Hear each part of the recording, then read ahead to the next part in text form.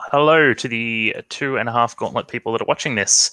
This is the second episode of Dogs in a Wicked Age, Willow, Bluff, with myself, Sid, David, Ryan, and Tyler. We're going to go through them now. They're going to tell you, basically catch you up on what happened in the town in our last ep, and then we're going to hear a little bit about their characters. So, David, do you want to kick us off? Yeah, we rolled into town. You just kind of want me to go through the whole thing, or just lay it all out, or the most recent? give me maybe the one or two things that really interested you, and probably the big question that you want to answer through this session.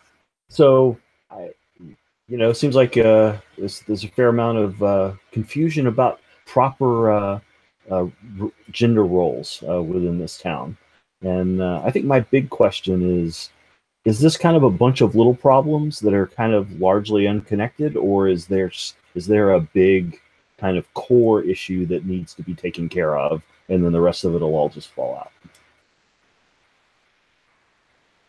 Great question. Ryan?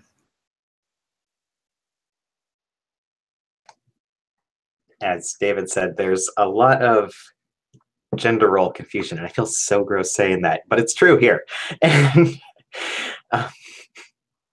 And also a girl who, within the last couple of weeks, has developed the ability to quote scripture perfectly every time without consulting a book, which is a little eerie.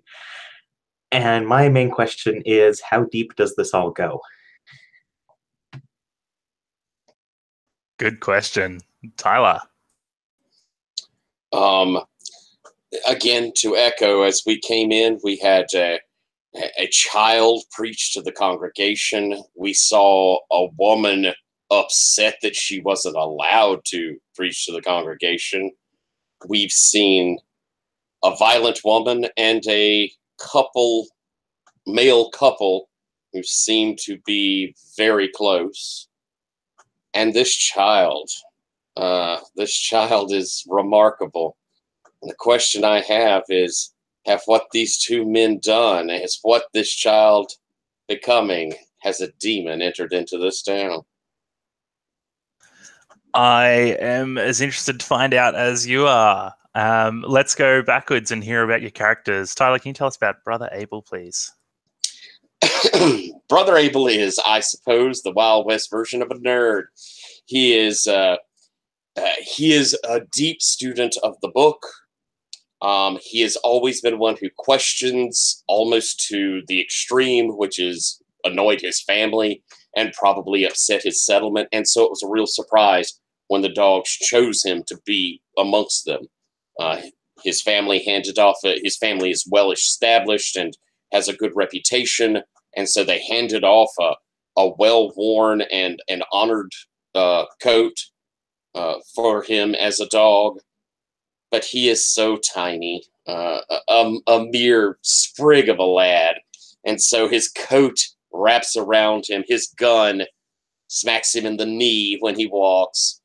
And it's only his sharp wit and, unfortunately, far sharper tongue that defend him most of the time, as well as his amazing companions who he pretty much trusts in and depends on enormously. Brother Lemuel and Sister Zapara are definitely who he has confidence in keeping him alive.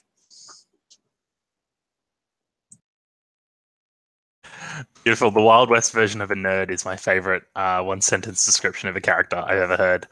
Ryan, can you please tell us about Sister Zapara? Sister Zapara is pretty much Abel's opposite. She is tall for a woman, maybe 5'10" or 11, head and shoulders over Abel, and built solidly, much like the giant shotgun she has strapped over her back at all times. Unlike most dogs, which keep it kind of tucked away under a coat, hers is always on display. She has less well-worn and well-loved, and more of a sort of cobbled-together, nobody-owns-her sort of quality. There's a lot of hand-me-downs involved in her gear, and she has less the sharp wit and more waiting and watching, and then probably later things are going to get rough vibe.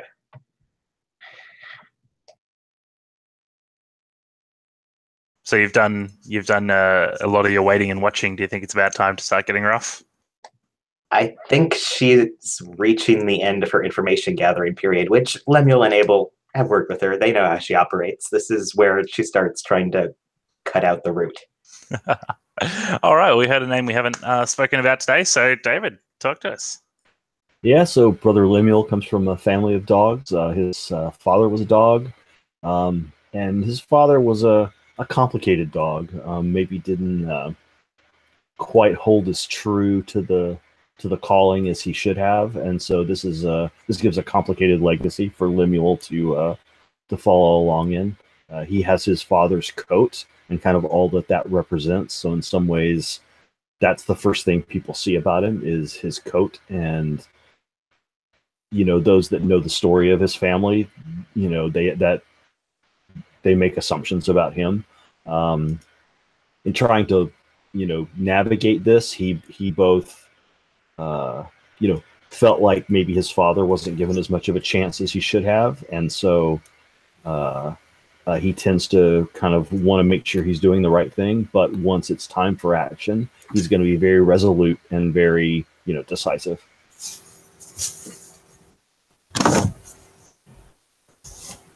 Sorry, I was muted. I'm looking forward to resolute and decisive. I think that's going to be fantastic.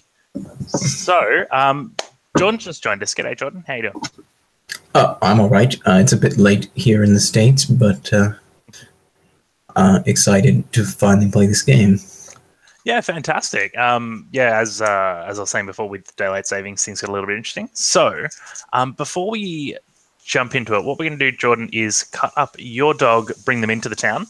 And for the three of you that have your dogs created, the dogs community is fairly small.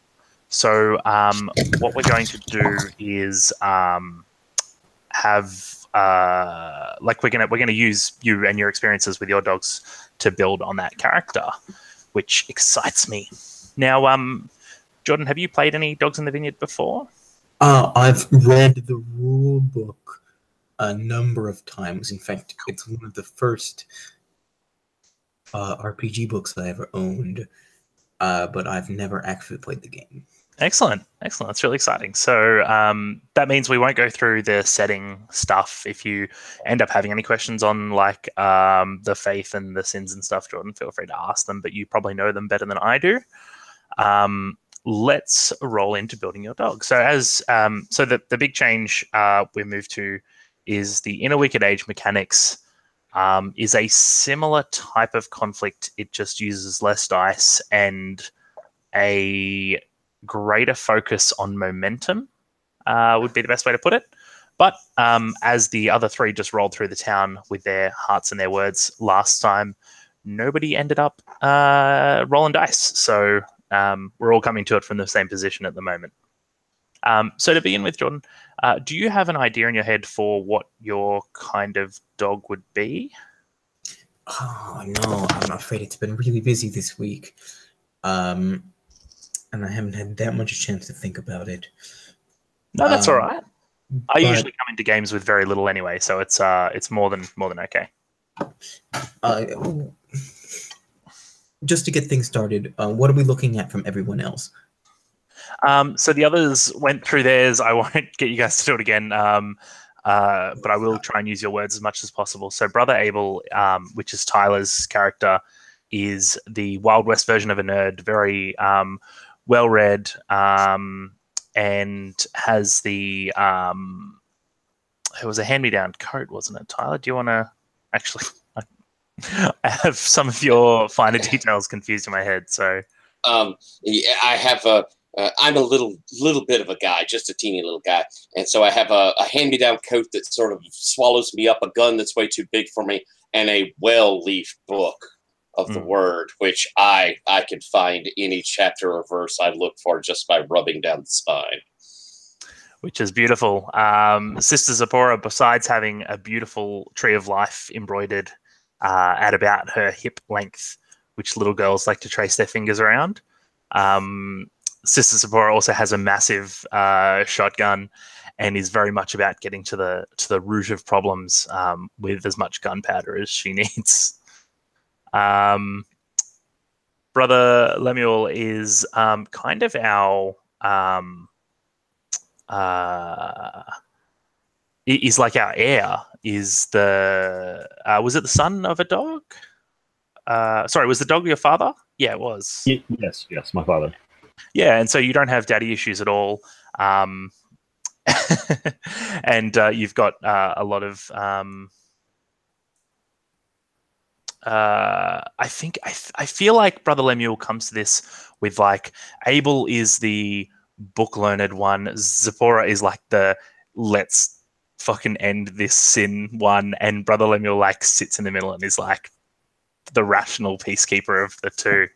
All right, so I think I want to even out the gender balance in this group.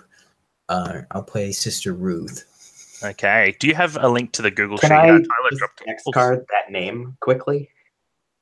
I'm More sorry, than- but no, that's go for it. my dead name, and I don't want to hear it. More than happy to. You got another name up in your back pocket, Jordan? Certainly. Oh,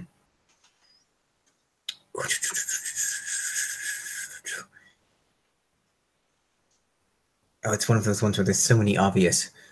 I've got like a list as well if you'd like. Yeah, just give me the list. I'll pick one off there. All right, let me dogs name list. I'll put it in the chat. There is a massive list of sister names, and I'm going with Sister Jezebel. Sure. So if you've got a link to that Google sheet that we've got there, have you seen that in the chat? Tyler, a couple up, linked to a Google sheet called Dogs in a Wicked Age 053, which is the way the Australians do dates.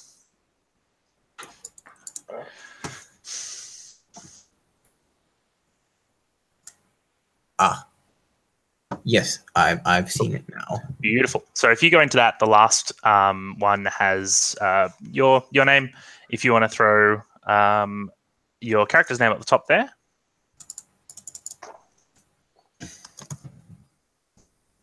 And then give us the 5 seconds on this character or the 10 seconds on this character. What defines them as a dog? Oh, that's a good question. I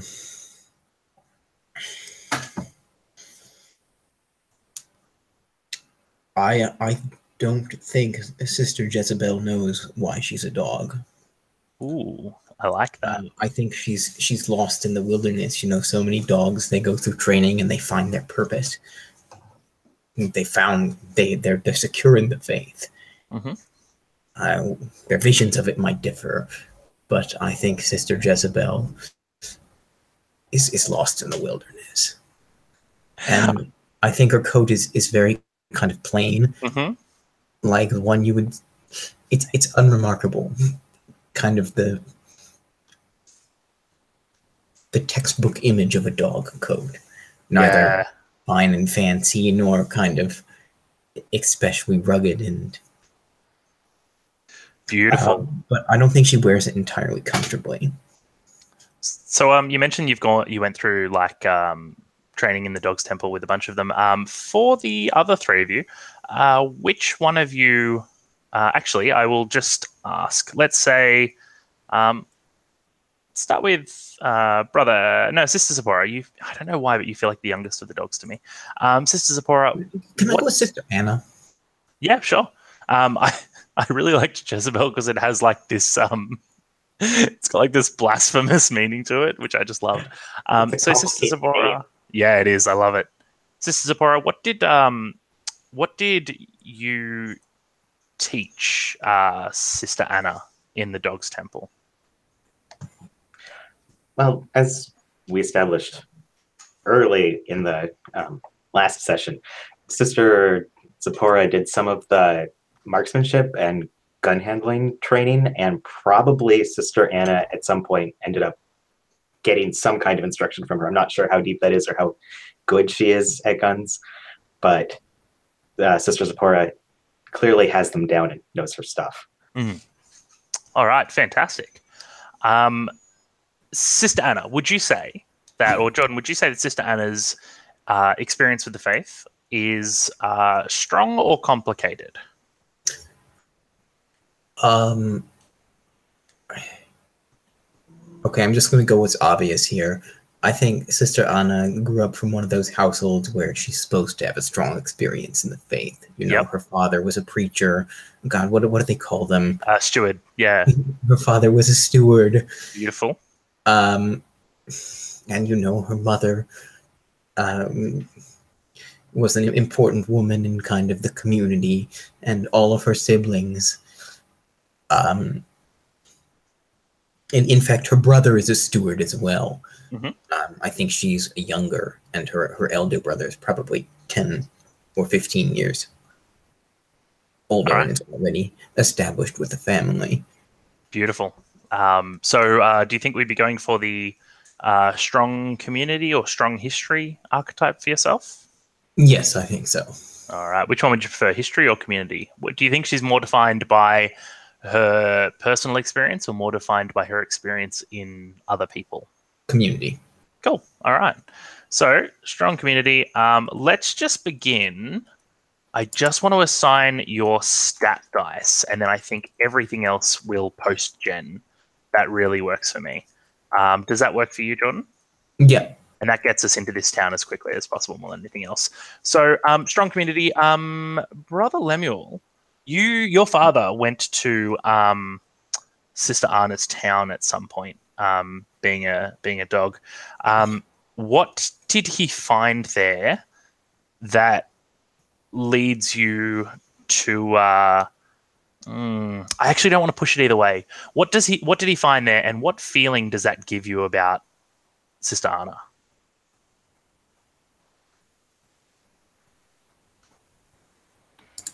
I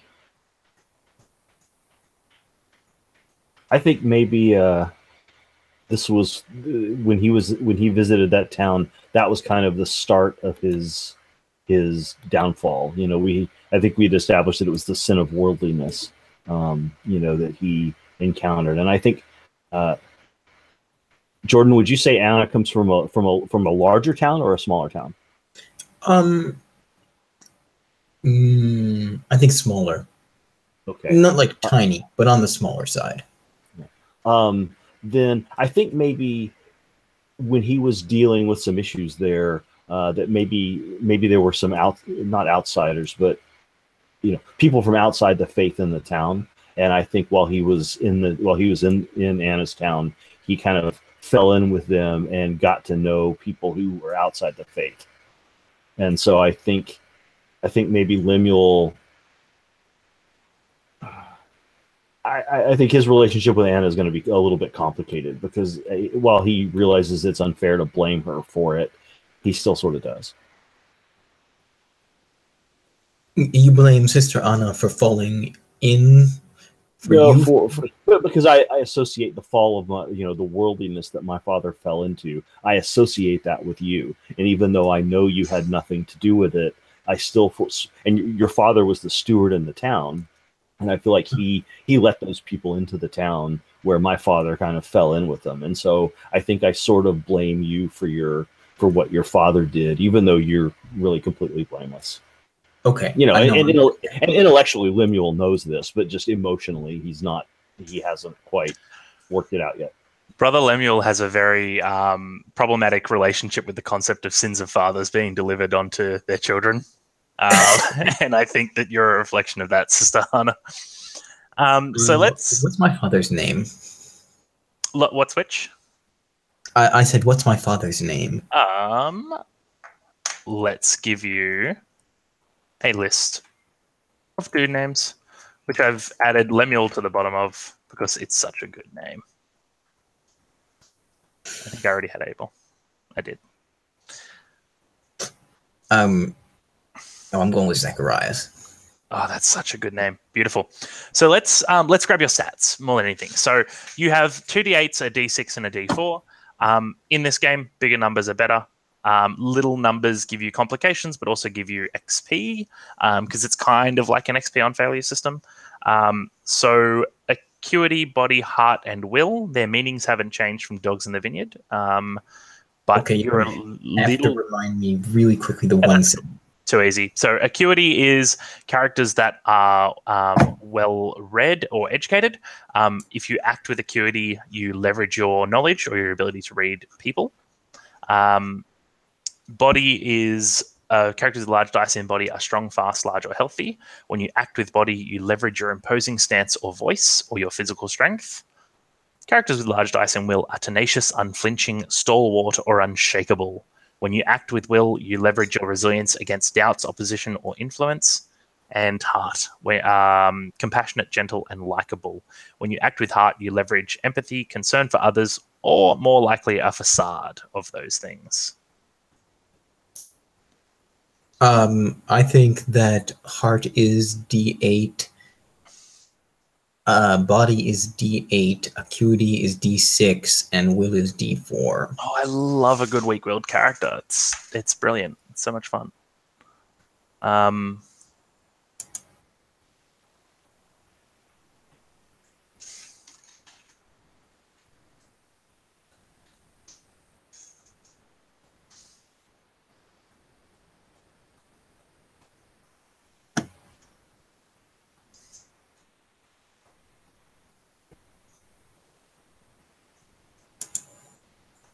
All right. So, with that in mind,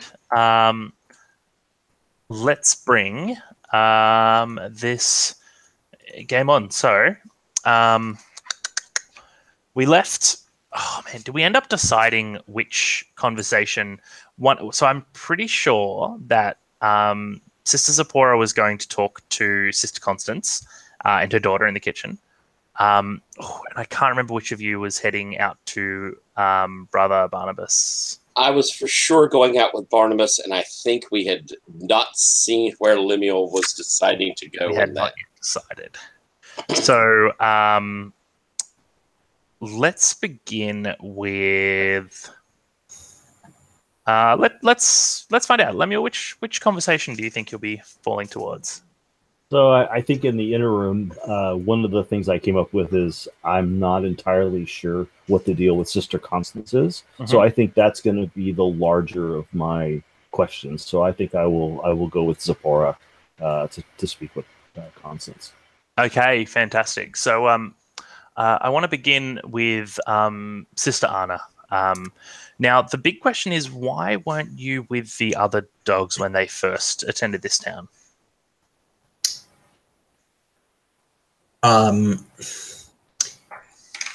think is this our first dispatch? Like, are we starting from kind of the archetypical beginning of a dog's campaign, or this is the beginning of our journey? No, it's certainly not the beginning of a lot of the dogs' journeys. I think we've also decided that it wasn't It wasn't your first interaction as dogs either. So whether this is if this is your first town, absolutely. But it's certainly not the first town for the other three. I think I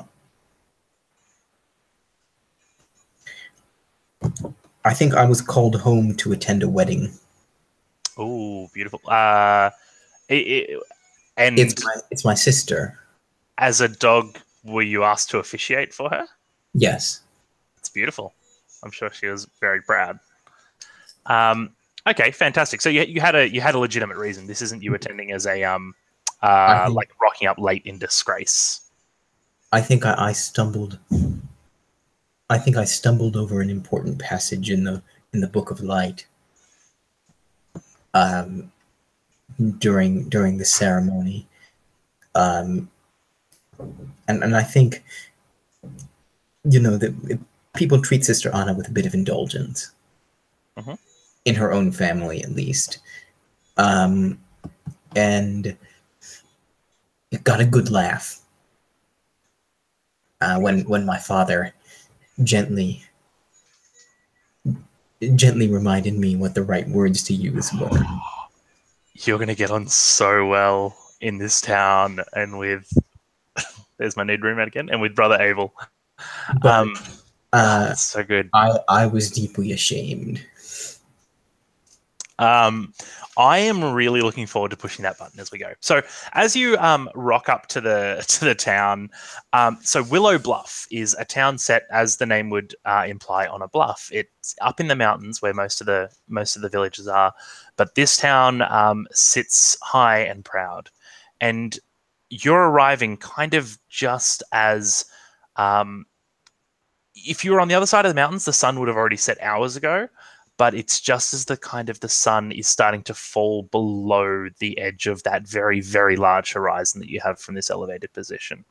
And so you probably walk out of darkness and into the light as you step up towards this town.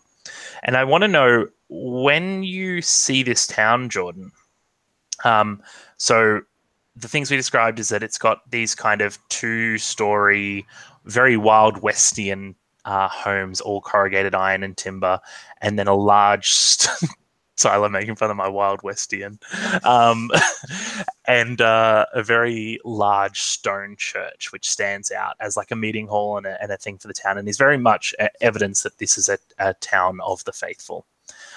What is it that you see as you approach this town that tells you and shows you that you have perhaps arrived too late and this town is already pregnant with crisis? I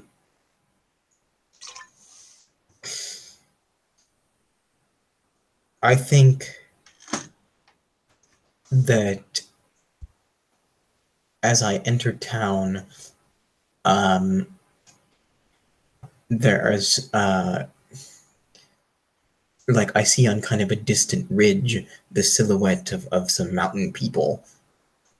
Actually, sorry. I did forget to bring this up to you, Jordan. I routinely X-card mountain people out of my dogs games because I am a white Australian and I have very, very little knowledge or impact of the Indigenous experience in that part of the world and that time. And it's not something that I really feel comfortable touching on. Does that make sense to you?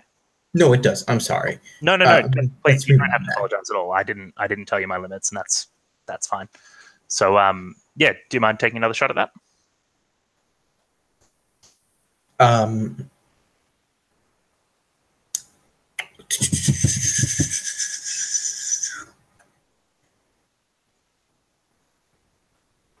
I'll feed a scene in as well and let you can come in and interrupt me whenever you're ready. Don't feel rude about it at all. But I want to say that as you approach, you see a little girl who looks over, and the camera and the audience would recognize this as young Sister Saphira.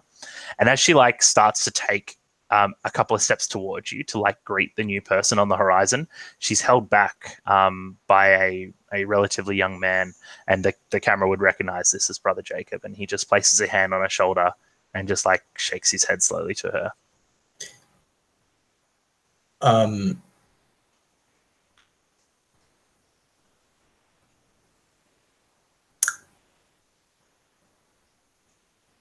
Well, I think I'm gonna go with my previous image, but instead of mountain people, just have it be the silhouette of riders in the distance. Yeah, perfect. Absolutely perfect. And what is it about this silhouette that unsettles you and tells you that something's wrong? They look armed. Oh, beautiful. Beautiful. And they look like they might be federal marshals. Oh, yes. As you approach the town, you see two forms come into relief, and one of them is the aforedescribed form that is recognizably a dog in a coat that does not fit him, and the other is the large hat-wearing outline of Brother Barnabas, and we're going to pick up in that quickly. So as Brother Barnabas leaves the house, and he wants to take you around, I believe, Brother Abel, to see his crops and show you that they're failing. And as soon as the door closes and he's away, he turns to you and says, I'm a little nervous, dog. I worry that you've come to my house for reasons other than to help my crops. Worry not, Brother Barnabas.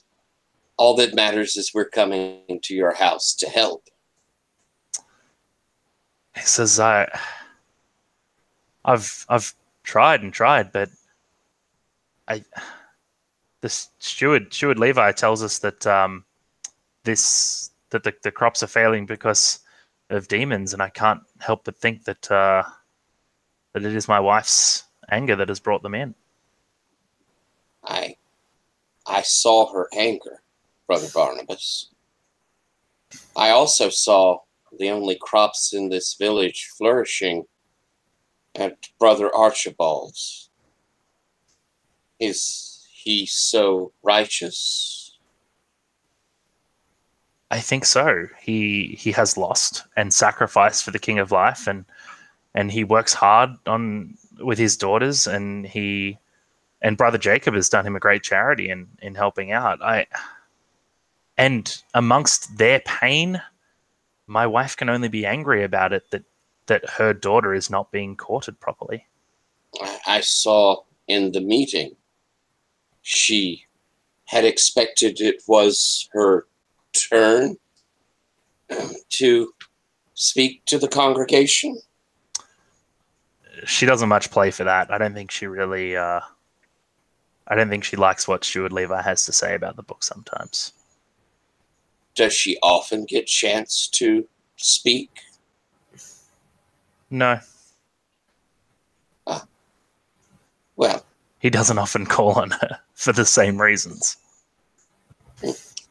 Do other wives speak, though? They can, and they have, yes. And not only wives. He says, Sister Hope, the teacher, is she speaks, and she's a good reader, not so much a good speaker. But there's faith in her heart. How long has this gone on in your community? Well, it's only been a month or so. I mean, it really all started when brother Jacob attended to Brother Archibald, and the steward saw how happy and prosperous they were, and he wanted to share that with us. And of course, Brother Archibald's rather remarkable daughter, that she seemed gifted about a month ago as well, didn't she? Says, yeah, seems like when the King of Life's out blessing towns, some daughters get blessed and some get forgotten. And he kicks at a head of wheat in his farm, and it just collapses under its own weight. Brother Barnabas, your daughter seems a sweet-natured and beautiful girl. I have to believe she will find a suitable husband. Perhaps the courting from Jacob is not right. Maybe there should be others that we look to. At this point, I think it's where Sister Anna approaches close enough to see. And Sister Anna, can you describe to us?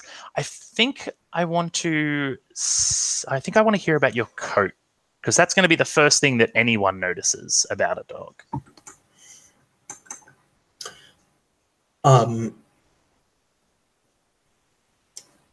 I think the remarkable thing about my coat is probably the color. In that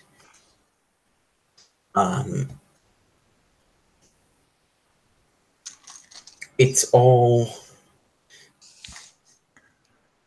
there's different kind of patterned pieces. I think it's all kind of pale blue. And I think one of the things our town is famous for is dye production. And this is the color that defines us in our community. So whereas most dog coats contain patches of many different colored fabrics, mine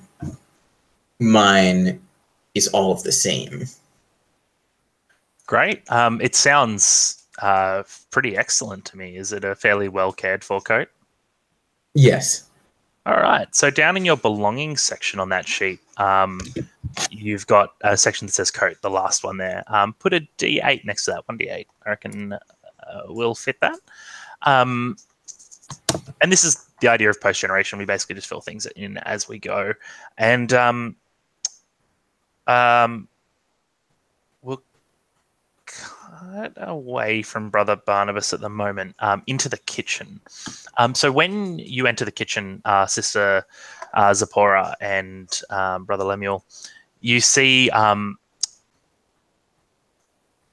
Sister Constance, and she's like in the corner, sitting up against the wall, and she's sobbing into her hands. And her daughter, Sister Esther is picking up plates and pots off the floor that have fallen from a cupboard. And have we noticed that Esther has siblings? Does she have brothers and sisters? Or she does not. No, she's an only child. Okay. At least as far as you've seen at the moment. And you enter into this scene of tears, and I think as you enter, actually, Sister Constance tries to fix herself up and remove this evidence of her emotion. So I'll glance over at Zipporah and see if Zipporah wants to take the lead or if she would like me to take the lead. Zipporah's face is totally level, a bit more level than it probably ought to be, and she just looks from Constance to Esther to the broken dishes and asks, "What happened here?" Sister Esther says she just opened up the cupboard and some things fell down, and she's taken it a little bit hard. And and Constance just sobs. She says, "It's nothing. I'm just a little bit emotional today." I would say the king wouldn't like us, being, so upset over a loss of just material possessions. There must be something else going on. Says tonight is the what would anyone give me a holiday that they would celebrate? The Exodus. Yes, solid call. She says tonight is the Exodus. Is the which? Sorry, Feast of the Exodus. Perfect. I was going for feast. Tonight should be the Feast of the Exodus, but and that should be the time when Esther should be married. But of course, that's not going to happen today. And she's just crushed, and she's like, This was supposed to be proper, and they've ruined it. And I feel so many things. So I'll say to her, Sister Constance, never you fear. Your beautiful daughter Esther will be wed before we leave town. And she says, but Brother Jacob doesn't want to. And she's just looking for reassurance. She's just but you've got to reconcile my worldview here. So Brother Jacob will come to see the ways of the king, and he will do the right thing. And she looks at you with big wide eyes. The tears are just drying up, and she says, yes, it would be right to deny his selfishness. Oh, you're so right. They say dogs are wise, but I never knew so wise. I want to cut away from that one and come back because there's some more to that scene that's got to be unpacked, but that's perfect at the moment. Out to Barnabas and Anna. Anna, as you arrive, actually, perhaps more importantly, Brother Abel, you have the initiative. You have the knowledge of this situation. You know what's happening.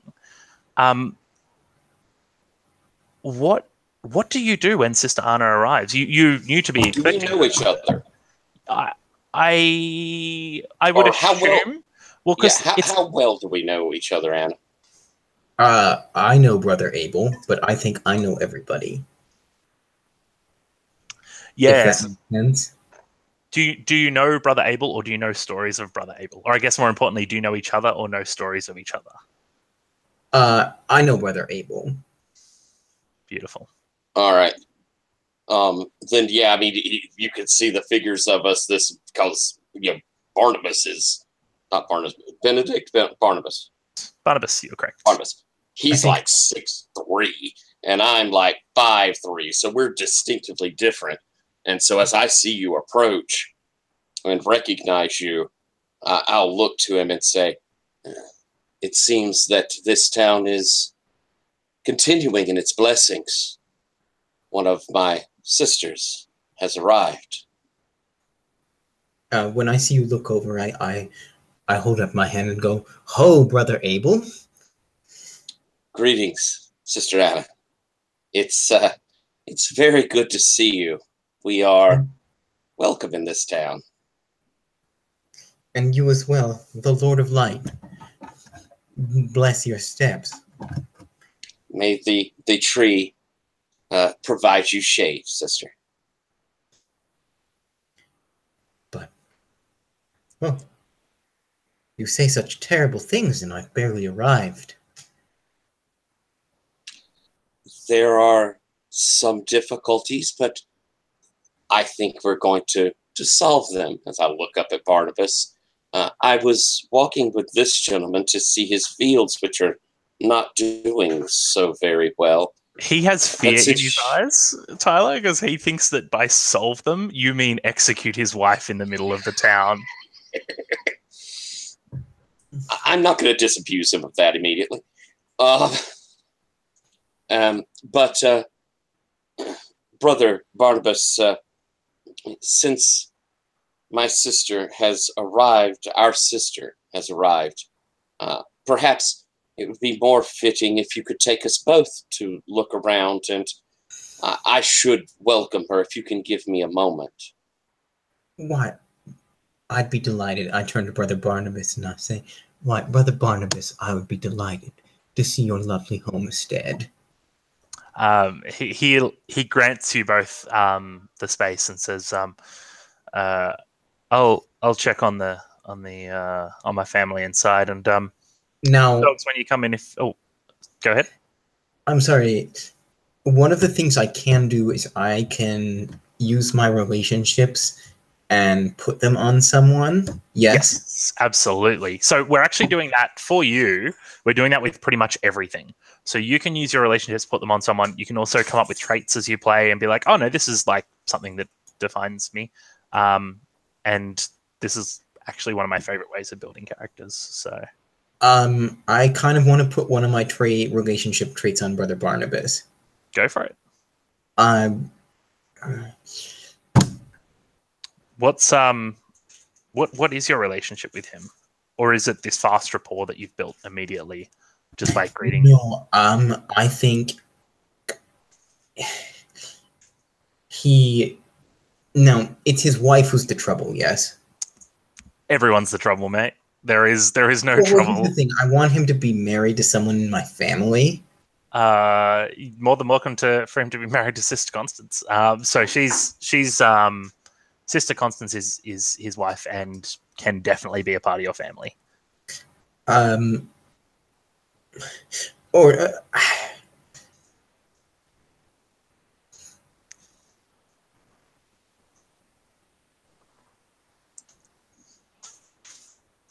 But we've already done this scene though. That's okay. I'm a king of retcon.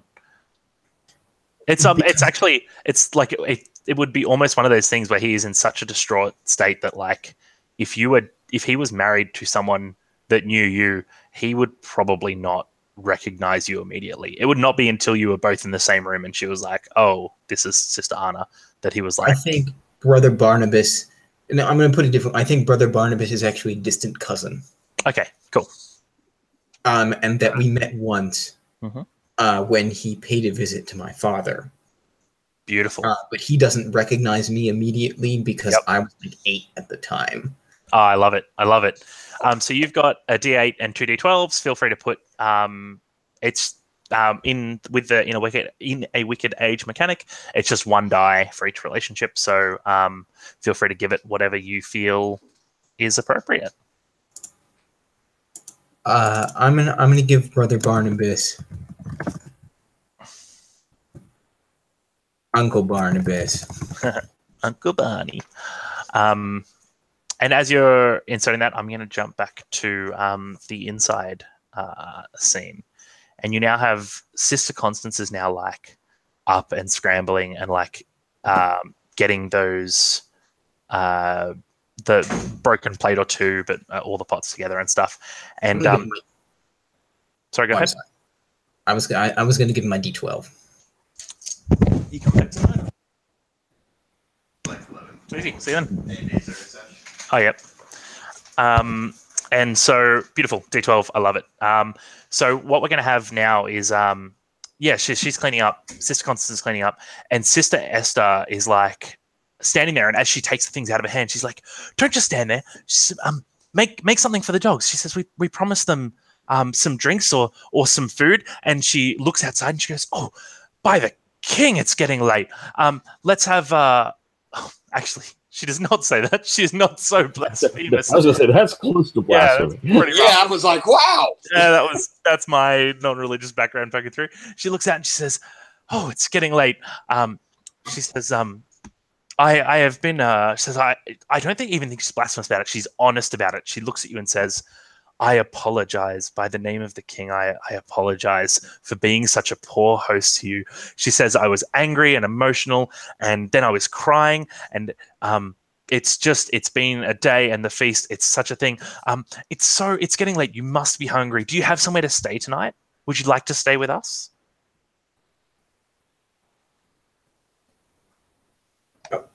We were going to stay with Steward Levi, but I would be interested in staying with you if you wouldn't mind. She says, I wouldn't mind at all. We'll we should have a special service tonight because of the and we'll do. It'll be a very special thing. I'll organize it all, but you can stay here, which means that we can even have it here. We can have it out in the farm. And she's, I must tell Brother Barnabas about it. And as she like turns to the door, he walks through. And she's excited. He's concerned. And she says, "Brother Barnabas, the dogs will stay with us tonight. They have told us they'll fix everything. Even with Sister Esther and even with Esther." And she like is very excited, and his face falls because he assumes that your solution to fixing everything is to execute her, and that staying here is just an excuse to do it in her sleep. And he's a little bit crushed, and he says, "Oh, quite." He says, "Could you please take some water out to? There are now 2 dogs in our farmyard, and could you please take some water out to them? I would like to speak to the people in here. Take Esther with you."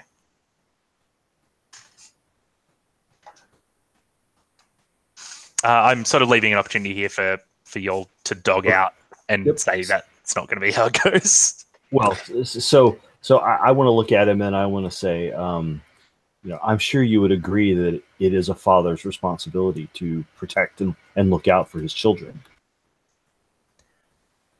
He hears like the implicit threat in your voice, and he says, "Yes." And I would say, it appears that that your daughter Esther has encountered some. I'll allude to the mark on her. I'm not sure what the right colloquialism would be, but it appears that she's been struck, or why who did that and why and why did you not protect her? It says, she's as good as hung anyway. Esther was at home once, and she mentioned that, well, she'd gone and knocked on Brother Jacob's door. Sorry, on Brother Archibald's door, looking for Jacob. She was to talk to him and trying to continue the courting as her mother had suggested. And well, she came back and she was upset and she wouldn't tell us what was wrong. And Constance, well, she got a little bit rough with her and tried to wrangle the truth out of her. And he says, I stepped in. It was just a little bit of rough-handed, and I stepped in and I made sure that it wasn't going to be like that. But it was a failure to let it go so far. And he looks out the window at his wife walking across the farmyard, and he says, I tried real hard. And I will say, and Brother Barnabas, that is all that the king can ask of us, is that we try our best. Then why do you come in here threatening her and me? And he says, I know that this town's got problems, and I know that it's got to be saved. But if so many people are happy, can't we teach her? Can't we bring it? Does not the king preach conversion? Can we not bring her around? Must this end with a dog's justice in the streets? I don't believe this will be ending in the streets. Well, no, I'll say I believe it will be ending in the streets, but it will be a wedding procession. I believe that Esther will be married. Esther will be married before we leave this town. And do you think that'll solve everything? I believe, as I'm sure you do as well, that the root of this town's problems, can be solved when men and women have the proper relationship. Esther needs to be married. Jacob needs to be married. Archibald needs to be married. And I believe that will go a long way to solving this town's problems. Constance, she's experiencing frustration, and as a woman, she's dealing with it as best she can. I gesture to Brother Lemuel that he clearly has this well in hand, and step outside, because I intend to speak to Sister Esther, and there's no way he can stop me. Or either of these. Beautiful. Good. Good. All right. That's going to be my next scene on deck. But first, I want to move to the scene between Tyler and Jordan. As players, would you guys like to do the scene of you informing Sister Anna, or would you like to kind of jot through that quickly as players, meta level? Yeah, how do you feel on that, Jordan? Do you feel you have a grasp of kind of where we are, or so I could just data dump you, or would you rather I kind of give a quick overview and then we role play how that feels? I want to establish, I still feel like I need more information about what's going on here exactly, just like the rest of the details. Yeah. But I also want to establish myself positionally in relationship to that with a scene. Yeah. So have you seen the Google drawing to begin?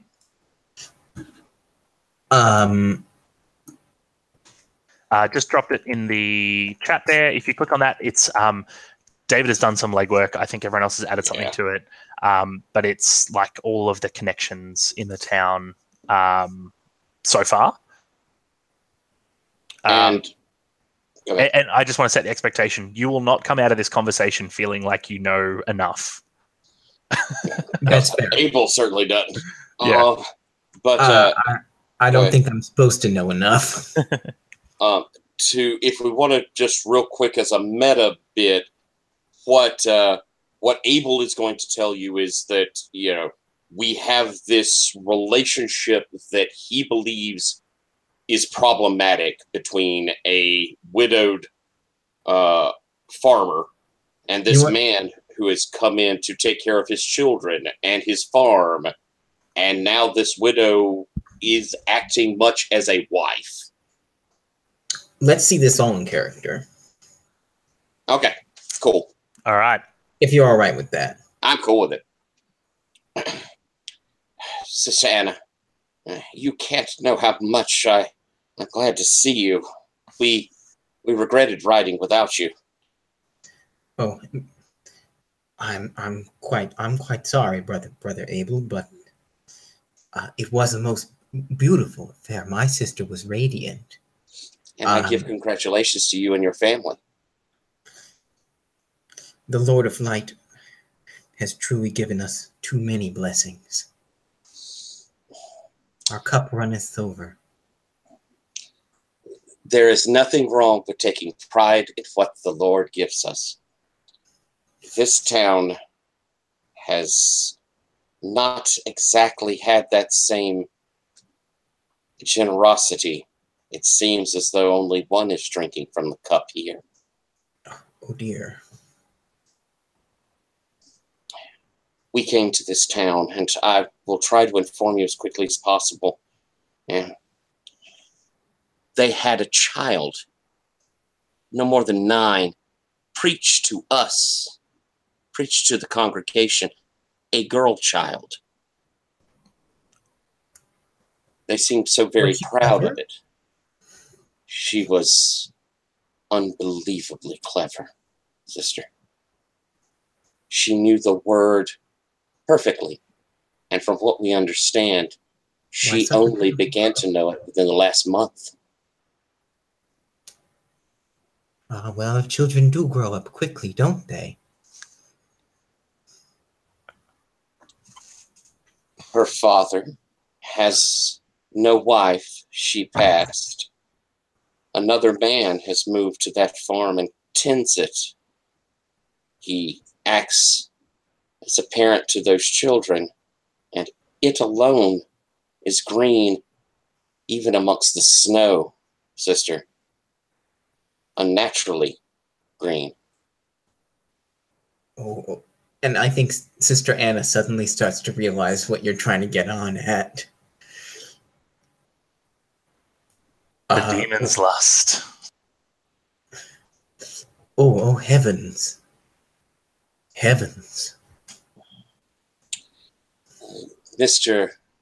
Brother Barnabas and his wife, their daughter was being courted by the gentleman who's moved in, who is now taking this farm and acting as though he is father to them.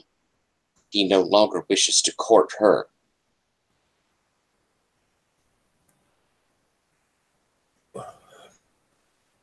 Well, that's just dreadful. I can see why there's such a commotion. And yet this town seems, again, it's blasphemy for a girl child to preach before a congregation. And yet they were so proud of it, and they ignore this rather glaring inequity of the Lord's blessings. Glaring inequity is right, dog. And Sister Constance approaches you with a jug of water. Glaring, but she's got a huge smile on her face. Glaring inequity, but I have no doubt that it will be solved within the day. I'll look over and look back to Anna. Sister Constance, Brother Barnabas's wife. Auntie Constance? Do you have a personal relationship with her as well, or is this I feel like they were probably married.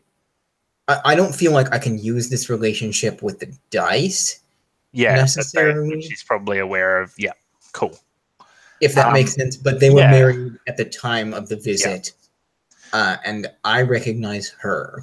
Yes, and she recognizes your father's eyes, and she looks at you and catches that same shine in your eyes, and she says, well, for a while I thought they turned Stuart into dog, but it seems that the tree grows bountiful. And she comes at you for she probably hands a jug off to Esther and then comes at you with a big hug, a big bear hug.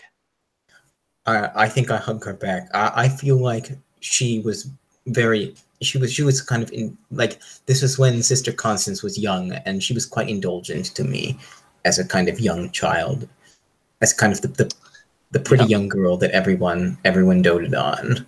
That is definitely a Sister Constance trait. And Abel's just like dumbstruck as this is happening. Yeah. She says, I've heard you officiate weddings. It's you must officiate my daughter. And she turns and says, this is actually a perfect chance to talk about it. Your book of life, is that special to you? What is special, or is anything special about your book of life? That's a good question. I think I got a hand-me-down book of life from our family. Okay, cool. She will. Is it? Yeah, I think the way that you've said that, I'm hearing hand-me-down less in the like ritualistic sense and more in the pejorative sense. Is that? Yes, I got like the third string book of life because the good books of life already went to the eldest son, who's also a steward, and dad's book of life. So give yourself a D4 for your book of life. I think crap is probably a good adjective for that book. And she says, she turns to Esther and says, "Oh, please, run inside and get the just a family pocket Bible." She says, "Get the good book of life. We'll need it for tonight." And Esther's like hands full with this water, and she kind of like half tries to hand it back and then leaves. And as she leaves, she runs into, as the door opens, Sister Zipporah. And she's like trying to get around you to get like into the house. I put out my hands toward her shoulders like, "Nope, you're not getting around me, and we need to talk, you and I." Gesture for her to move a bit away from the others, but back out into the field. Okay, yeah. And like there's plenty of room for you to have your private conversation. So your father assures me that Sister Constance's rough handling of you happened only once. Is that true? She says yes. It was just a moment. She just hasn't been herself for the last couple of weeks. But never before then. No. Did you notice anything else happen the last couple of weeks? She says, "Well, Brother Jacob has been significantly less interested in me, but apparently you're going to fix that." Brother Lemuel certainly said that, yes. She misses the nuance.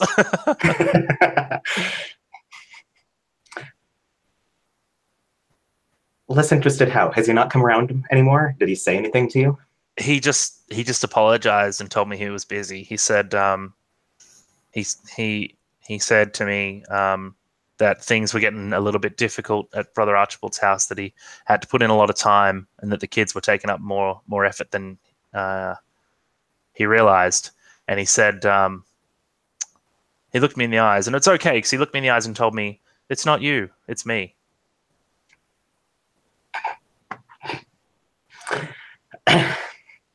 Thank you, then. And I gesture that she can go back inside. Okay, and then she says, "Sister Zipporah, I don't really have any lady friends around here, but do you think that you might attend to me at my wedding?" We'll see. There's like a half smile. She walks inside. And I don't follow. I head out toward the others with Sister Constance. I'm just glad you didn't make another promise to a woman in this town. That I've never promised anything. They seem to see promises where there are none. All right. As the sun sets over this farmland, and the feast is tonight and is something that should be attended. What's the kind of finale that we see before we move to this evening scene? So at the moment, there's Sister Constance and the three of you outside. Is that a conversation that? Is there anything more that people would like to press from this? No, I think I'm good. Yeah, I mean, Ryan, do you think there's something for a meeting between the two of you, Sister Anna and yourself, or because I'm pretty clear on this one. I'm good to be out too. I don't think I need to push anything, since when I get up to you and Sister Anna and Sister Constance, it looks like you've probably wrapped up everything fairly well. So I can go back to, watching and looking kind of scary mode. Unless Sister Anna wants to do anything, or No, I think this scene feels wrapped. All right. I want to take a 5-minute break. Takes us through to quarter to the hour, and then we'll pick it up. And I'm going to be beginning. I want you all to prep up. I want you all to prep up. How you'll be dressed and attended to be at the Feast of the Exodus. And coat is definitely an option. You're a dog. You can wear that wherever you want. Otherwise, I will catch you in 5 minutes.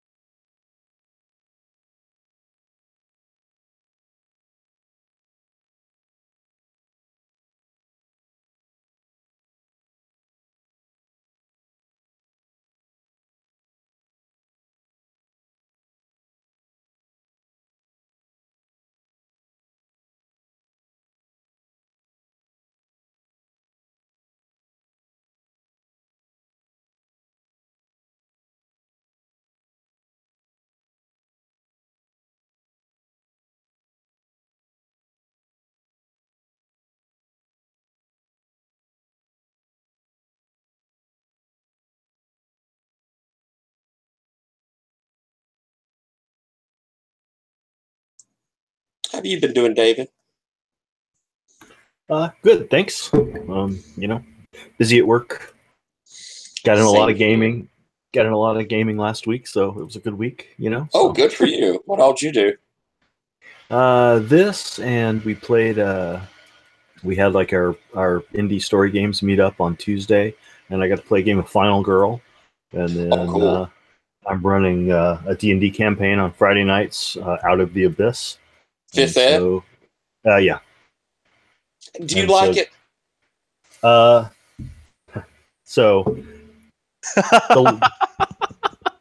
I just need to give you the proper background so you'll understand my answer. Before playing 5th edition, the last edition I played was Advanced D&D. With no edition number. Okay. So I hadn't played D&D since about 1986, probably, or 87. That's about the time I was getting started playing.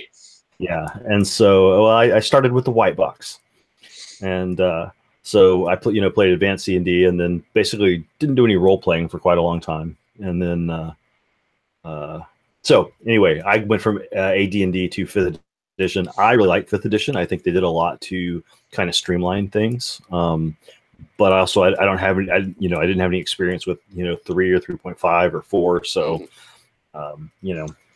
I played all the way up. I did 2nd and 3rd, 3.5, and then I went to Pathfinder because 4th pissed me off. But I've heard great things about 5th. And my hubby Patrick, he's been running a 5th for his work comrades, and loves it. I mean, he really likes it way better than he likes it better than 3rd. I think they did a lot, like I say, a lot to streamline it and a lot to kind of, they added detail in the right places and took away, excessive detail in the wrong places. So I think they did a really good job with it. I'll have to try it out sometime. Well, I'm glad you've gotten to do some cool gaming. As someone whose first entry into D&D was 4th edition, 5th edition is far superior. I've only played a little bit of it, but it was much easier to pick up and run with.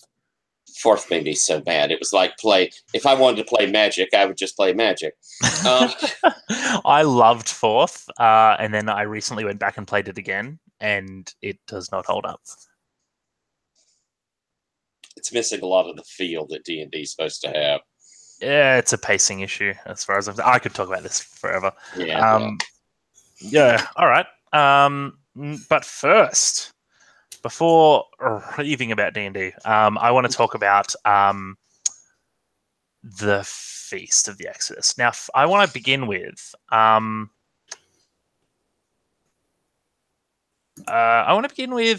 Brother Abel. You know the book better than most anyone, except maybe a 9-year-old girl.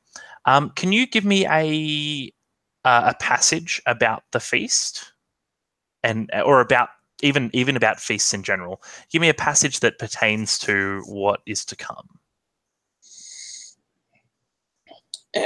Well, it all comes from, of course, the book. All things truly righteous do, and it is said that when the community comes together and we break bread, that we become one with the Lord, and his blessings will shine upon us all. It has been taken over the years to mean that in these feast moments, we are all equal and we are all being given the equal blessings. And so it is times like these that a mother can stand and speak for her daughter, and it's the proper time that a woman speaks. It definitely is. Tyler, I love you so much. I'm gonna kiss you on your big silly beard one day, brother. Let's keep talking about passages first. Sister Anna, you mentioned that at the wedding you misspoke on a passage. I want to ask you, what was that passage and how does it relate to what you expect to come tonight? How is it portentous or fortuitous?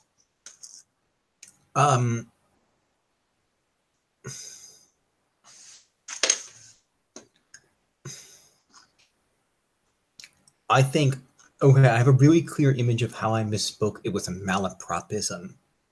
So the Book of Light used some archaic large word that I gave a different archaic large word for instead. Like I said fatuous instead of facetious. Oh, beautiful. Beautiful. So, obviously not bad, but no, not bad, but bad for a dog, or bad for the daughter of a steward, perhaps more importantly. So, can you speak to me about what's the intent behind this passage? What is it about this passage that when you're getting ready for this feast, you think, man, that was like the wrong passage for me to mess up. That is going to influence my night tonight. I think this was the Lord of Light. It was about securing an eternal covenant.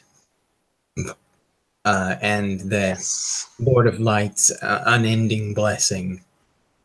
And it's kind of the unbreakable nature of his promise to our people. Beautiful. I love it. I love it. Now I want to hear from Sister Zipporah. There's a scene where you're getting ready for this. What do you wear to the feast? I wear essentially the same thing I've been wearing all day. Sort of plain brown divided riding skirt that's about ankle length, my boots, white blouse that's done up to the neck and wrists. I mean, I could be a bit less modest as a dog, but I'm not, except for the fact that my skirt's better for riding. And my big crazy quilt coat over that. Beautiful. And I also have my shotgun on still. That is exactly what I was going to ask you, is because I think the scene is like as you're leaving for this thing, there's the scene of whether you leave with or without the shotgun, and you've answered it already. It's perfect. And that, yep, you're bringing this feast of like peace and covenant and connection and possibly a wedding somewhere, and you're just like, let's go. Brother Lemuel, this is far from the first feast over which you would have officiated as a dog or otherwise, or attended as a person. I would like to talk to you about two things. One is what you wear and how you prepare for this. But the second thing is, this is a feast. This is a thing of gluttony and excess. I want you to speak to how this affects your relationship with worldliness. Okay, well, so as for my clothing and you know what I'm wearing and what I have with me, I plan on doing dog's business at this feast. I intend to talk to Brother Jacob, so there's no doubt. I want there to be no doubt that I'm there as a dog. So I will have, you know, my dog's coat. I will have my gun. I will have my book. I'm fully loaded as a dog. I think with feasting, I mean, obviously, you know, I'll think differently if I see any alcohol or anything like that. But I actually think I'm okay with feasting because, you know, being a rural community where we grow, you know, where they grow all their food, you know, they are partaking of you know, the output of their toil. You know, they're doing all this hard work, and then this is where they get a chance to enjoy it. And by enjoying the output of their hard work, they are rejoicing in the glory of the King of Life.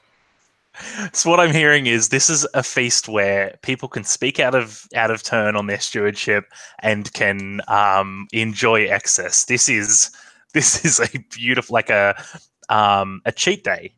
This is the faithful's cheat day. I hadn't quite thought of it that way, but yeah, I'll take it. Sure. Yeah, we can roll with that. I love it so much. So let's talk about in the feast. So the feast takes place in, of course, the large stone meeting hall, and within it, we see. Let's join it in progress, where we, unless any of you are planning to like make an entrance on your attendance, is that in anyone's?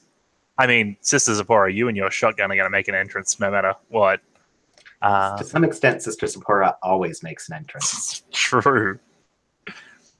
But yeah, so if everyone's happy, we'll jump to feast in attendance. And what I want to show first is. Oh, please go ahead, John. Oh, sorry, really quickly. I was thinking about your question earlier, and I think I actually like the answer. I was thinking about what I wear. Please. Oh, and I think Sister Anna wears her dog's coat, but it doesn't quite. It's not all business when Sister Anna wears her dog's coat, if that makes sense. And what's different is she wears her hair up in a kind of very elaborate braid. Because cosmetics are bad. The proper women of the faith don't wear cosmetics. They're unnecessary. They are allowed and prideful. To kind of wear, especially on feast days, wear kind of fancy hairstyles. And I think there's actually a colored ribbon that I've wound through my hair as well, and it's quite beautiful. And I love the contrast between her pretty ribboned updo, and my exact same haircut I rode into town with, where it's just a very plain braid twisted up so it's not in my face. But now I'm not wearing a hat, and that's it. You two are so great together. All right. Sorry, I didn't want to let that one go to waste. I liked it. So good. So we see the town and yourselves seated. I think the only thing that's really strange is that Sister Esther is dressed to the nines. She has dressed in her best clothes, the kind of clothes that one would wear if they were getting married, perhaps. And she is very excited and excitable. Sister Constance comes in as well, dressed well, though obviously not doing her daughter. And she also brings a large bag, which she places off to the side, and she digs into it and pulls out a what would it be? I was gonna it'd be a flower, but it's not like a anything extravagant or like a rose. It's this really muted, dark colored flower that she slips into Sister Esther's pocket. And on any other day, it would be like a prideful shame to wear that. But like with the ribbons on Sister Anna, tonight is a night for such things. And a wedding would be a night for such things. And perhaps that's why this is so popular with weddings, because it's an excuse to be excessive about stuff like that. And we see you seated.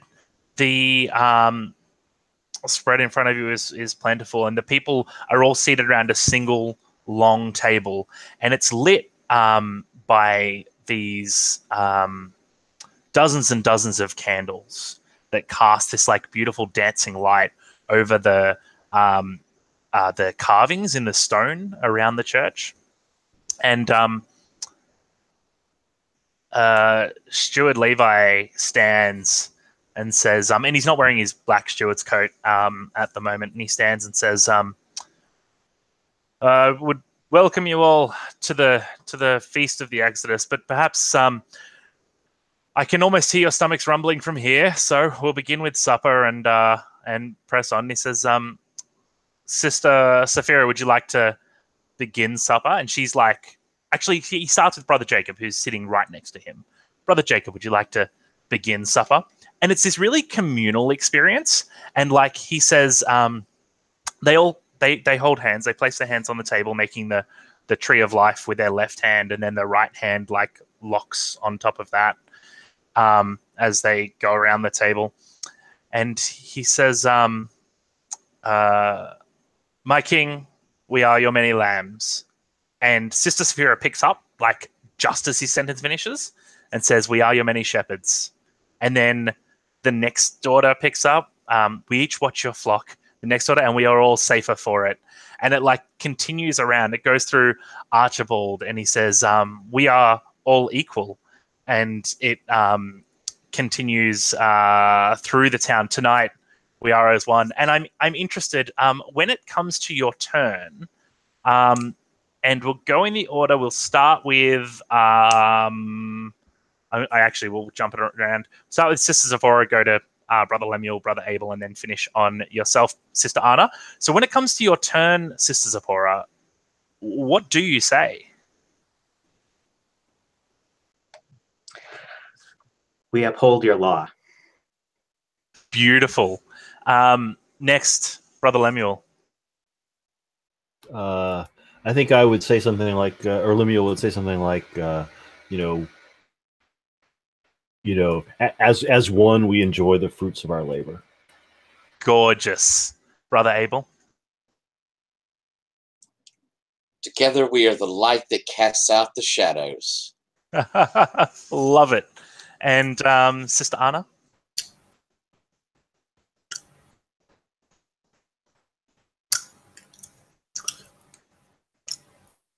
You know what? I'm freezing up a moment here, but that's really because I believe Sister Anna freezes up when the time comes to her. That's so perfect. You've got this self-doubt inherent in you. And as you freeze up, the candles, starting at one side, starting at the ends and going into the middle, every second candle goes out,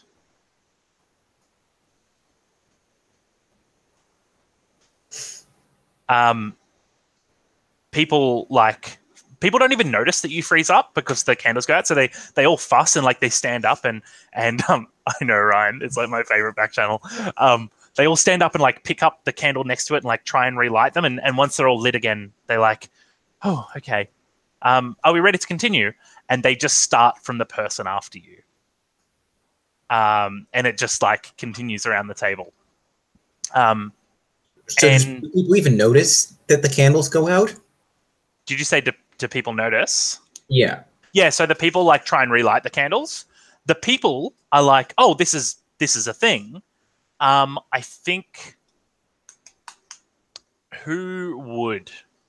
I don't think there's a single person in the town that knows what you know as dogs, which is candles don't do that. This has got to be demons present. And kind of the thing here is that they noticed the candles. They did not notice Sister Anna stumble, right? Correct. I think I'm petrified because I'm sure that I've fucked up and I've let the demons in. And whatever's happening right now, Sister Anna's turned totally inwards going, oh shit, oh shit, oh shit. Sister Anna, I love this about you. Do you want to give yourself a trait about your self-doubt? Because I think that is such a perfect character trait for you. You've got a D6 and a D8. Feel free to throw whichever one, but I love it. I love it so much. So yeah, there are demons in this room. The whole town is here, so I'm sure that wouldn't surprise you that some of them in here carry demons. And I think the feast continues, and I will mention that Sister Esther's sentence is and we are brought into bond and covenant, and Sister Constance's is, and we do our duty.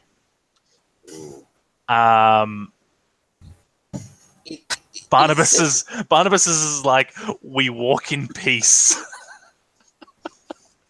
Is it possible to throw dice on, sensing this demon coming in here? Is it possible, my acuity could come into play here, or my apostasy? Let's do this. We're gonna throw dice on you determining, on putting position to the demon, basically, on getting some real hard data.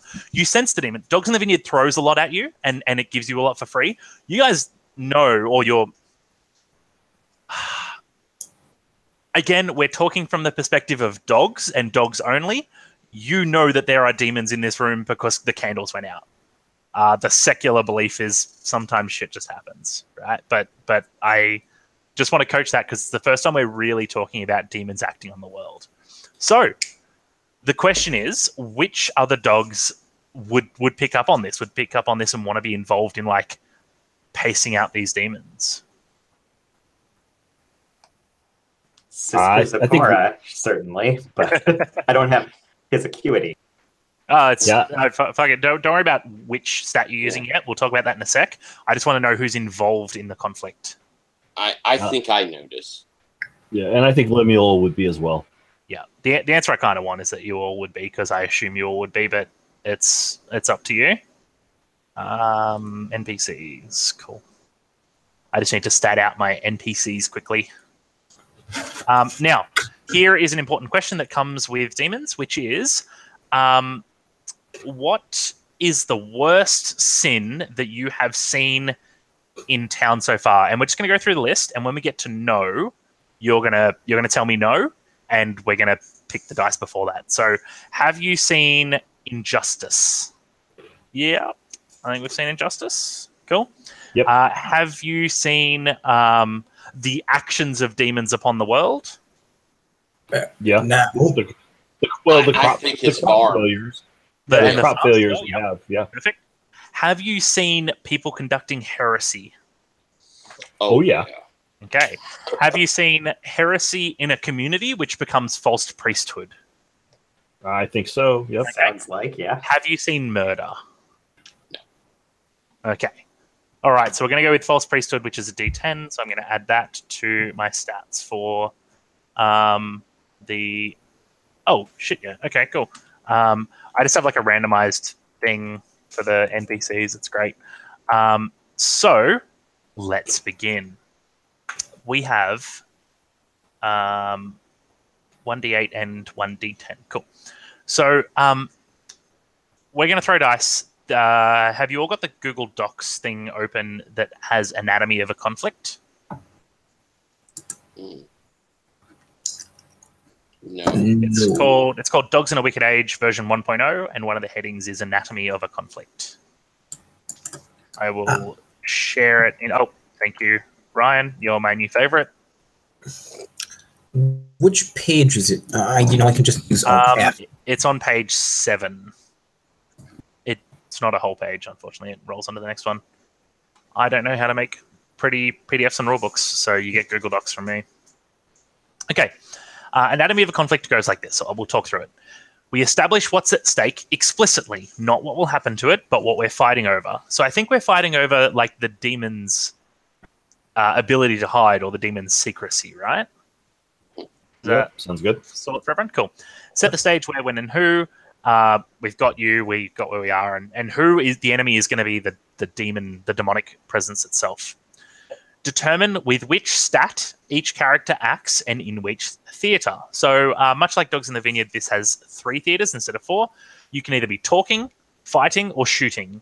Which is talking is you're conducting ceremony, you're saying the word, you're looking around, you're interviewing people. Fighting is you're like holding people up against the wall and punching them until they tell you if they're a demon or not. And shooting is just you pull a gun on someone. If there is no clear opposition, I use D8 and the demonic influence die, which is a D10. So I have a D8 and a D10. So we're going to gather stat and relevant relationship dice into a pool. We gather them individually. So my pool is 1d8 and 1d10 for the demons. Tyler, you were keen to jump on this, and you also, I think, have your stat worked out. With which stat will you be acting?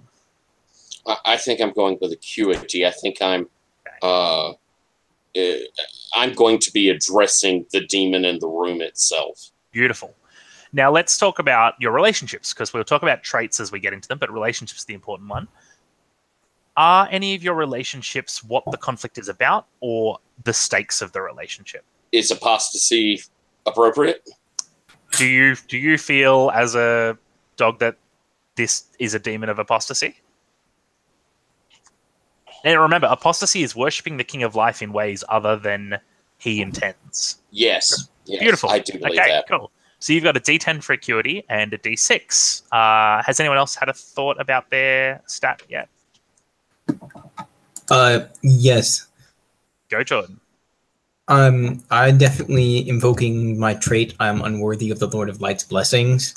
Cool. I want to get into traits in a sec. I want to start with stats and relationships, and then we'll get into traits in a sec. So that's different. I'm sorry. Yeah. No, it's right.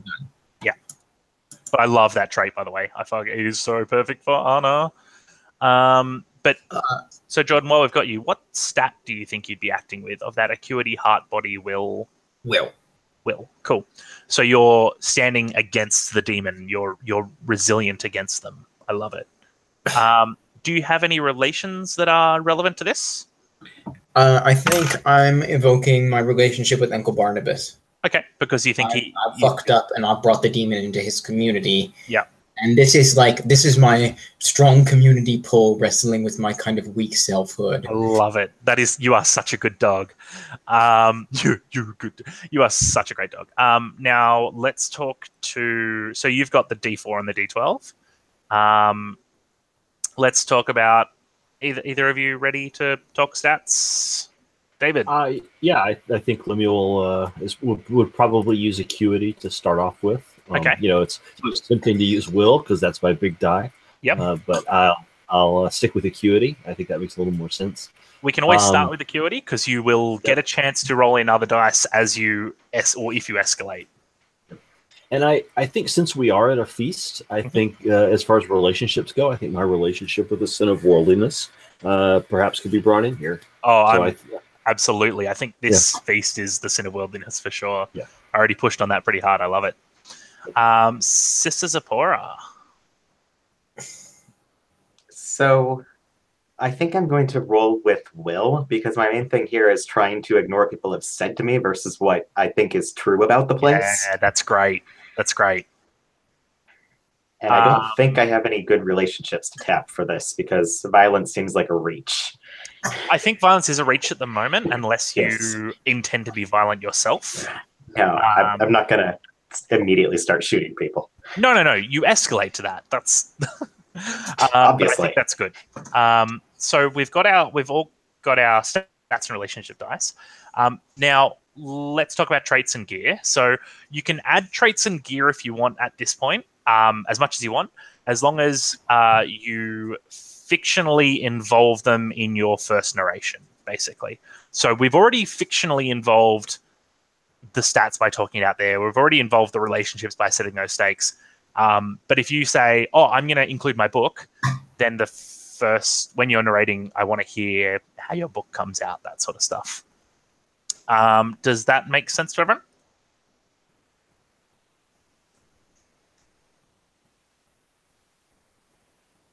I'm going to... So if I've got the roll for your party up, I'm going to quickly make some labels for people. And what I want you to do is, between you, pick colors and roll dice of the appropriate sizes that you've put aside.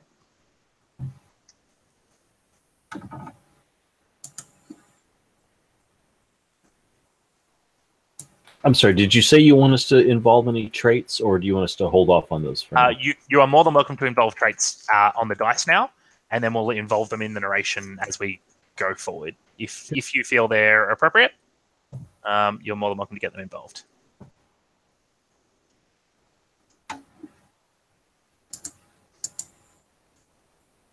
So where should we put the results of our dice rolls?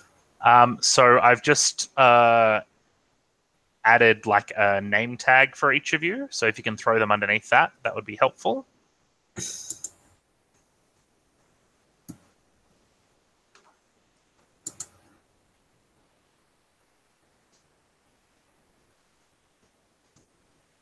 Is that on the Hangout? No, sorry. It's in Roll for Your Party. Have you seen that? No, sorry. I no, think... that's all right. I'll send you a link. Ryan's got a link in there already in the Hangouts chat. So if you click on that, it'll take you to the page. I stole purple, but I love purple. You're allowed to steal purple. Oh, okay. I got it. Cool. So roll the dice as you go, and then we'll talk about how the conflict goes from there. Is it working out for you, Ryan? I'm not entirely sure what to do. I've picked a color and filled in one in D10. Great. There's a little submit button off on the left. Oh, okay. I completely missed the big red button. That would do it. Shane always talks about how he needs more documentation because people don't read buttons. I was trying so hard, but there were so many. Yep. Okay. So here's how conflict works in a Wicked Age / Dogs in a Wicked Age. There are two things that you can do, and narration takes place in two phases around those two things. So first, someone acts. So someone acts saying, I do this thing in order to secure the stakes in some sort of way towards someone. And then the other person answers. And by answering, they say, this is how they actually re-roll their dice. Then they say, this is how I respond to the dice that you've put forward. There are always 4 results to die rolls. If you are greater than double it, only the highest die counts. If you are greater than double, if your highest die is greater than double the other person's highest die, they are immediately out. So if you roll an 8 or a 9 and I roll a 4, the demons just lose straight up. But that doesn't happen often. What normally happens is if neither player has the advantage, an advantage D6 is given to the player with the higher dice. And you narrate seeding momentum because it's a conflict about momentum. So the answering player then narrates appropriately, including seeding or gaining the momentum, and any traits or gear they've rolled in. And then we move to, once everyone has either acted or answered, we move to a negotiation phase where we can say, okay, you win, but you're going to have to take this away or do this for me. And if we can't come to an agreement at that point, then we go back into the second round and we do the same thing again. The only difference is that advantage D6 that you got for beating but not doubling the other person, that adds to your highest die. So instead of having just one highest die, if you roll a 10 on a D10 and a 5 on the D6, your highest die is 15. So that you can see where that snowball comes in. There are 2 times that this change. Once is in the third round. There is no doubling rule. It's just whoever has the highest die wins each C phase. And the second time it changes is if someone decides to escalate. If things aren't going your way and you get physically violent, you roll an escalation die. So you choose another stat with which you act. You roll you roll that in as well. You roll an escalation die, which acts like that momentum D6. It adds to your highest die. Now, here's the rub for you. If you are talking and you move to shooting, you roll a D8. If you are talking and you move to fighting, you roll a D8 that you add to your highest die. If you are talking and you go to shooting, you roll a D10 to add to your highest die. So if you ever want to win a conflict, the easiest way is to pull a gun on someone. Yeah. So momentum die and advantage die go away at the end of each round. All the other die stay in, and we just kind of keep rolling them. So we've got these pools. We're re-rolling these pools. We only really care about the highest die in them. Does that make sense to everyone? Cool. Yes. The other bit that's interesting is that you can only choose to escalate either at the start of a round or that's the best way to. You can only choose to escalate at the start of a round. So if you want to escalate, you need to do it proactively, not reactively. When you were talking about the momentum die, is that outside of the traits of the thing we've stacked up here? Correct. So we should add a D6 into what we currently have as pool. Yes. So what I'll do is I'll actually have a different colored D6s that I'll hand out throughout so that we can kind of track them. And if they're different colored each round, it's a little bit easier as well because then we know when they've been used and haven't. Cool. But basically, because this steps through piece by piece, we can kind of go through this. So from that anatomy of a conflict, first round, roll all dice in each player's pool. We've done that. Whoever has the highest single die goes first. So who has our highest single die? I have an 11. All right. So, Tyler, you will narrate what you do in order to achieve your stakes. And then if it's unclear, in this case, it really won't be because I'm the only enemy and you're all working together. You will direct to whom you are going to put it, basically. All right. Well, okay. Yeah. So please go ahead and narrate to us your what is it? Acuity, apostatic, and my book, and your book. Please lead on. It is my acuity, but I think it is because of the book.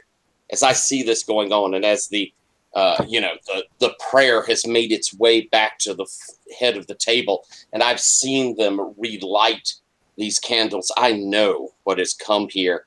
And so as they end, and they foolishly have some sort of joviality about all of this, I slide my hand down the book, and it opens. As I say in that piping voice, now the serpent was more subtle than any beast of the field which the Lord had made. And he said unto the woman, Yea, hath God said, Ye shall not eat of every tree in the garden? Oh, man. That is so scripture. good. So good. I love it. Okay. So because you have acted against the demons, I have to re-roll. Now, this is hard because I've got like almost 50% chance of like just being wiped out straight up against that 11. That is huge. But let's take it. Let's do this. So all I do for you, Jordan, for the roll for your party stuff is I click on the 2 dice that I want to re-roll, and I click the big green button, re-roll selected. Oh boy, this feels bad. Oh no. Okay, great. So yeah, tied me up. Tied you up, and the ties break down in our dice. So I have a 7 on my D8, which means that I'm going to gain the momentum from you. And so as you read, and I think you read this out. And by the way, being a conflict like this, guys, take narration of the town. You know it as well as I do at this point. Like, we'll share narration of each other, I hope. So as you read, and like without even looking, because you know what this book says, especially such an important passage, you look down and you realize you've turned to the wrong page. That this should be the right page. It feels like the right page, but something has happened that has caused you to turn, and you're only a page off, but that is enough. Surely this must be Cain slaying Abel. Absolutely. Oh.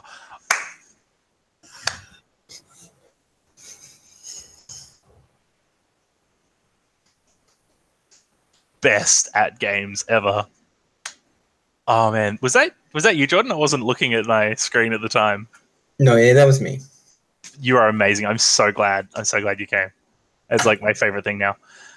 I'll use a clear one. We'll get a D6 with pips, and I'll submit that.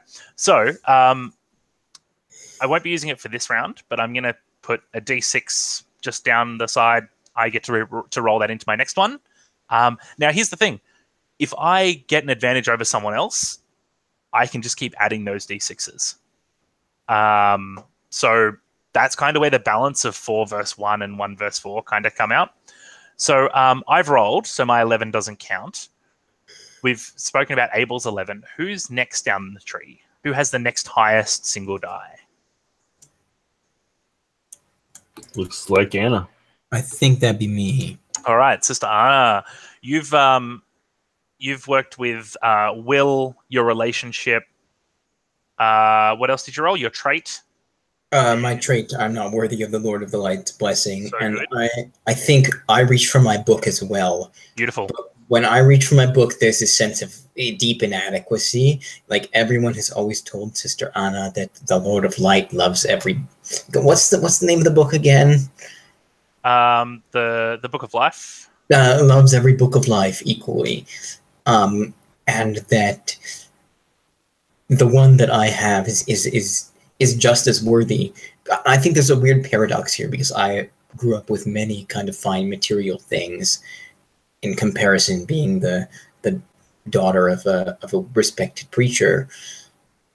But my book being so dingy, I think signifies to Sister Anna her own spiritual inadequacy. And so what do you do to seek the identity of this demon?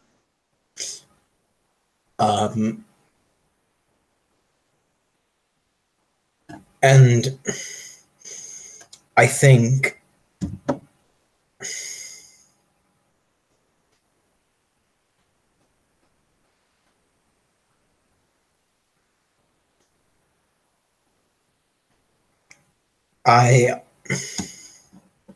what I do is I clutch my book and I close my eyes. This almost feels like I'm invoking acuity, here, the first image that comes to mind is I try and remember my lessons. But that doesn't feel like will. Splash a little around it. Make it willful. Is it that you're trying to remember these while you can feel like the omnipresent darkness pushing in around you? Is it like trying to remember this through the fear or through the inadequacy is what makes it willful? No, let's put this differently. I think the thing that is... I think Sister Anna is convinced that she has brought the demon. Oh boy. And that in some ways she's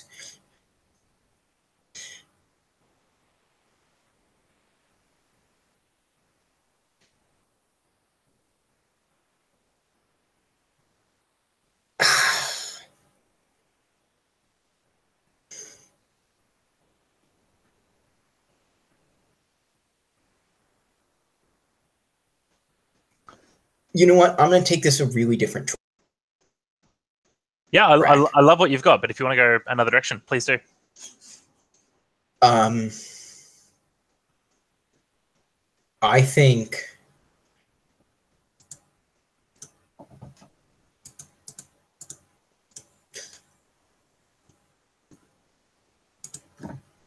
I don't know if this... I'm sorry. I'm taking way too long with this. No, that's right. No, I'll give you the same thing I give everyone when I play like Swords Without Master, which is like a game about this sort of stuff, about taking really small prompts and trying to be as evocative as you can. And that is, don't let your idea of perfect be your enemy of good. You've been doing great stuff. You're dropping bombs. Don't feel like you're not stepping up to the plate, because you definitely are. So, yeah, like just run with your heart, because your heart is taking you the right places. Okay, I'm going to do something really, really small then. Sister Anna is going to turn to Uncle Barnabas and say, why? Yes! And while she's holding all this fear and doubt in her heart, and she's not trying really hard not to show it on her face, and she's going to turn to Uncle Barnabas and say, what? That was most queer, wasn't it, Uncle? I love it. I love it. So I'm going to re-roll. I don't get to use my 6 yet, my d6, but I'm rolling against your 8 as your highest die. And because I'm answering, I need to re-roll again. So I don't get to just be like, I've already rolled an 11, I'm fine. So re-roll selected. Okay, 8 and 4.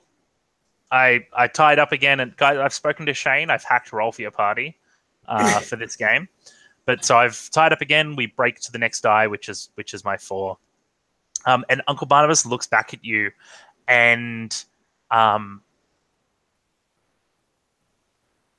think he has recognized now that you've looked at him that something is going wrong, and he's seen like the fear and the actions of Brother Abel, and he looks at you and just says, "Why didn't you prevent this?" So I'll take another d6 for advantage. We go down again. So who's next on the list? I think he sounds like my father. Oh.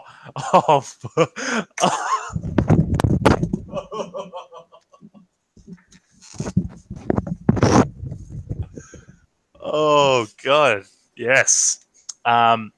So Sister Zipporah. So, unlike the others to some extent, Sister Zipporah is not looking to her book, and she's not trying to suss out who there is. And instead, she faces it with sort of what the others probably recognize as her standard MO, which is more squaring herself up and, okay, show me, I can take it. Stop sneaking around. Look. That's perfect. All right, reroll selected, and I'm up against your 6. Oh, brutal. So, two things. One, I got a 1, which means that I take Fallout, which is probably only interesting for the demons more than anything. Because we're talking Fallout at the moment is a... I can't remember. Who wrote these rules? If you were talking Fallout is D6s. So I'm going to put a red D6 down in this Fallout column just so that I remember it. But I'm going to narrate ceding the advantage to you, Sister Zipporah. And you're going to get a D6 for your next round as well. So I think you feel the familiar feeling of demons trying to enter you. And this would be something you've experienced like around terrible people where like that their evil is infectious. And you feel that coldness against your skin and the hairs on your back of your neck prick up, and then they settle. And whatever it is just cannot penetrate your faith. And because I wasn't able to act against you, Lemuel, you're up. Yeah. So, okay. So, just a rules question. So, Please. I mean, it seems like this is now less of a, whoa, where are the demons? This seems like it's already become kind of an altercation. So, can escalation happen at this point, or only in the second round?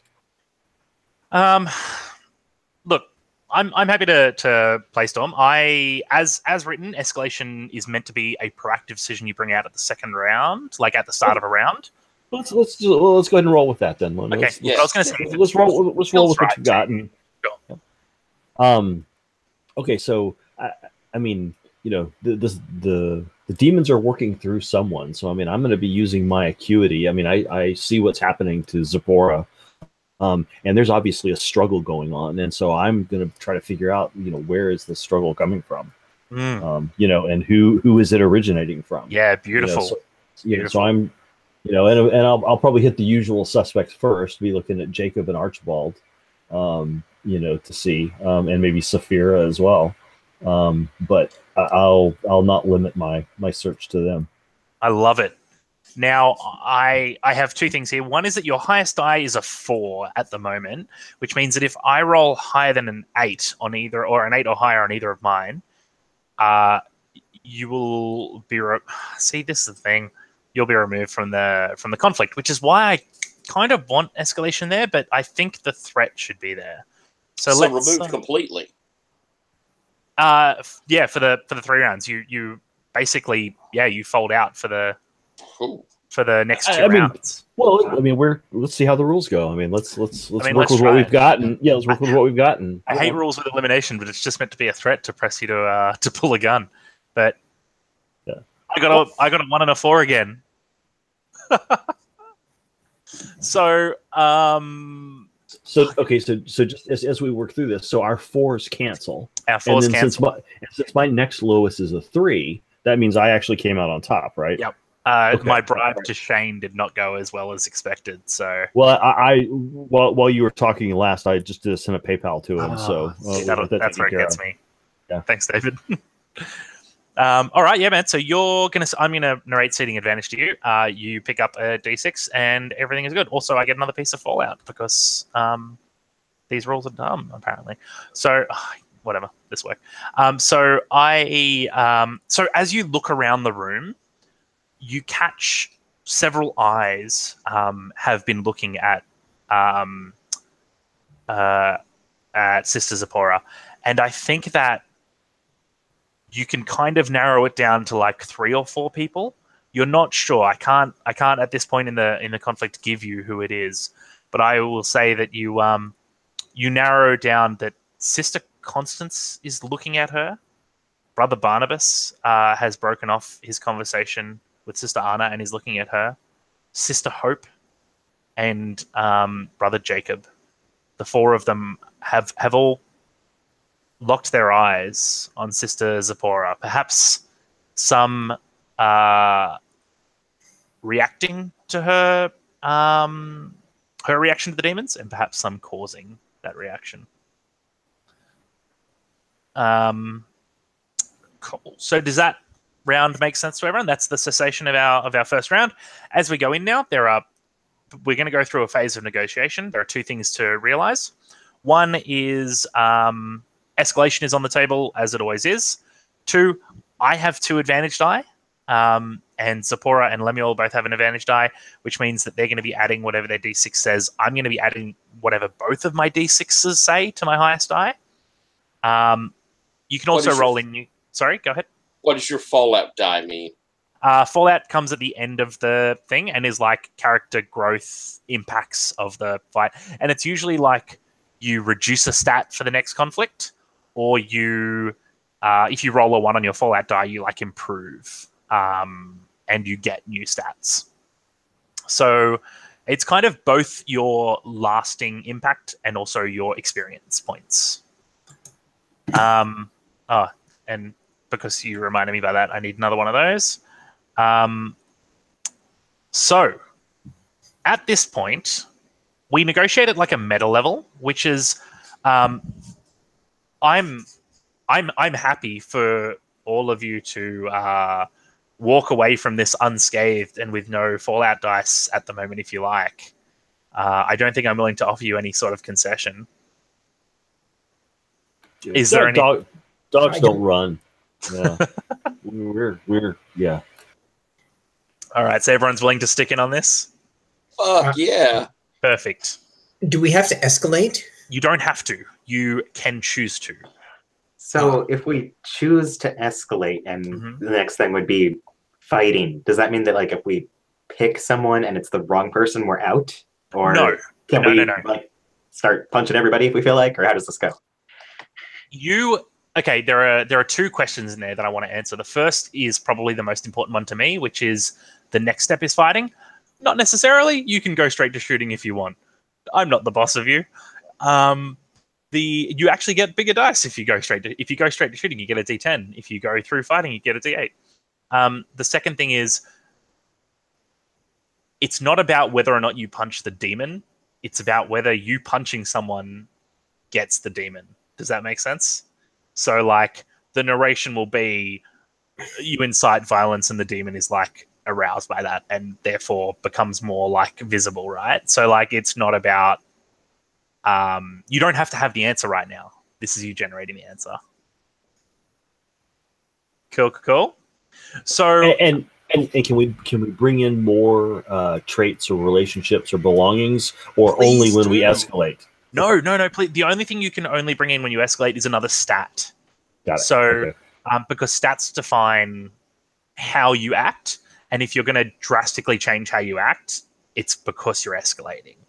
I guess, but definitely bring in traits, bring in belongings, bring in relationships. Like that's the tasty stuff of this game, right? That's what I really want to see. Is that a question? No, it's all right. It was just out of frame. If someone escalates, does that escalate the conflict for all of us? Nope. It only escalates for that person. Good to know. And by the same token, I can escalate and you can escalate and all that sort of stuff. Like we can do it separately or together or whatever. Yeah. I think I'm going to escalate, but the way that demons escalate is by possession. So I'm actually going to roll in the stats of another of the possessed person. Gotcha. Now that we're getting down to that. It's not even escalation because I'm not taking extra dice or whatever. I just fictionally want the possessed person to be involved now. So I'll generate some stats for them. So we're going to re-roll. We're going to re-roll. With extra things. Are you going to do you want to do it as everybody in turn re-rolls so we don't like load each other up on this? Yeah, look, that's probably the best idea. I think that was the biggest problem I had playing it before. So I've just added a D8 for the will of the person that is possessed. So if you want to go left to right, let me know if you want to re-roll, and then when we see that, Zipporah, just pick it up. Good idea, Tyler. Thank you. Okay, done. And I obviously didn't give Shane enough money because the highest I got was a 4. No, the highest you got was a 9.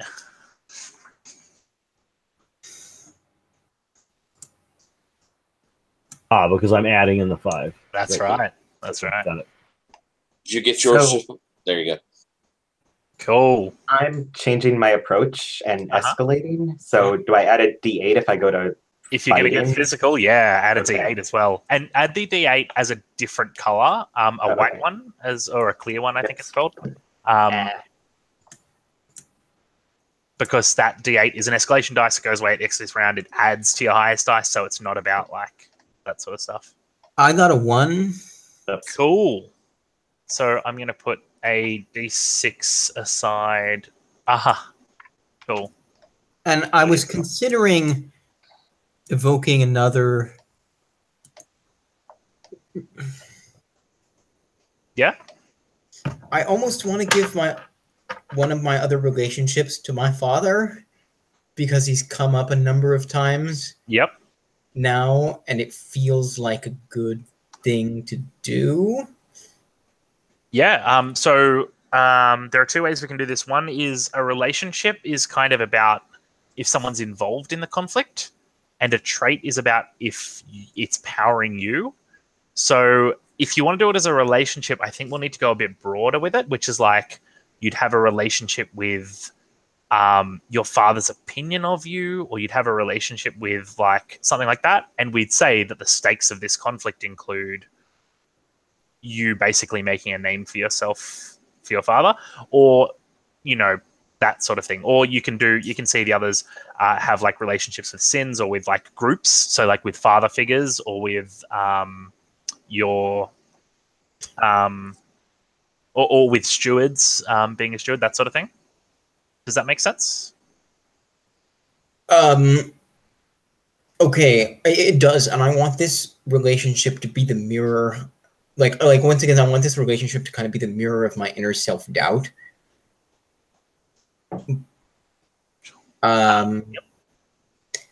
You'll So have to give me a second certainty. to think about it, though. Yeah, no, Okay. please feel free to take your time. That's fine. Can I ask Zipporah, did you have a D20 to throw in there? I may Zipporah, have what are you clicked doing? the wrong die because Okay. it's Oh. not totally clear which ones go to which. Yeah, I actually was just chatting about that because I had noticed it as well. Fucking I was like, Let me cheater! make sure I wow. got the right one. Fucking cheater! I'm not quite that dangerous. The sin of deceit has been brought upon this game. I was "Fuck a demon yeah." all along. All right. Well, I'm Yep. gonna re-roll mine. Look, the gun is Um, big and expensive. Beautiful. So I'm re-rolling mine, and then I'm going to roll a D12 to add into that roll for my too smart for his own good, and I'll explain that out as I do it. So here's I the would ask nothing re-roll, less. and here is.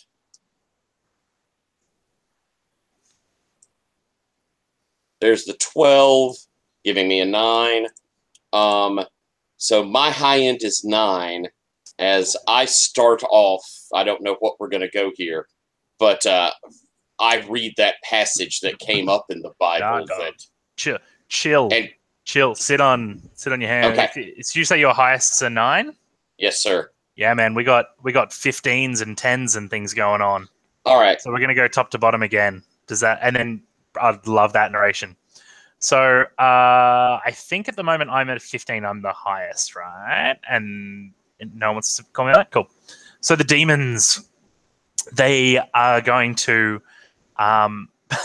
possess an individual, and with their will, they are going to try and stand against the demands of the dogs. When you call out demons, that has power, and by being inhuman, they give themselves something real to root to in this world, and where you know that happens because one of those beautiful windows that was letting the light in during the morning just shatters inward, and like showers the corner. Nobody's heard, but it showers the corner of that side of the church with glass. And there's like screams that go up from some of them. Sister Esther and Sister Hope, both of the younger women, are like screaming in terror. The young children scream, and Brother Jacob like throws himself on top of them in a protective pose. And I am directing this specifically at... Let's say I am going to direct it at... I like Lemuel. So... Sister Hope, the unwed teacher, is next to you, and she like turns to you for comfort. But you also remember that she was one of the ones that was staring in the eyes of, or staring at Sister Zipporah.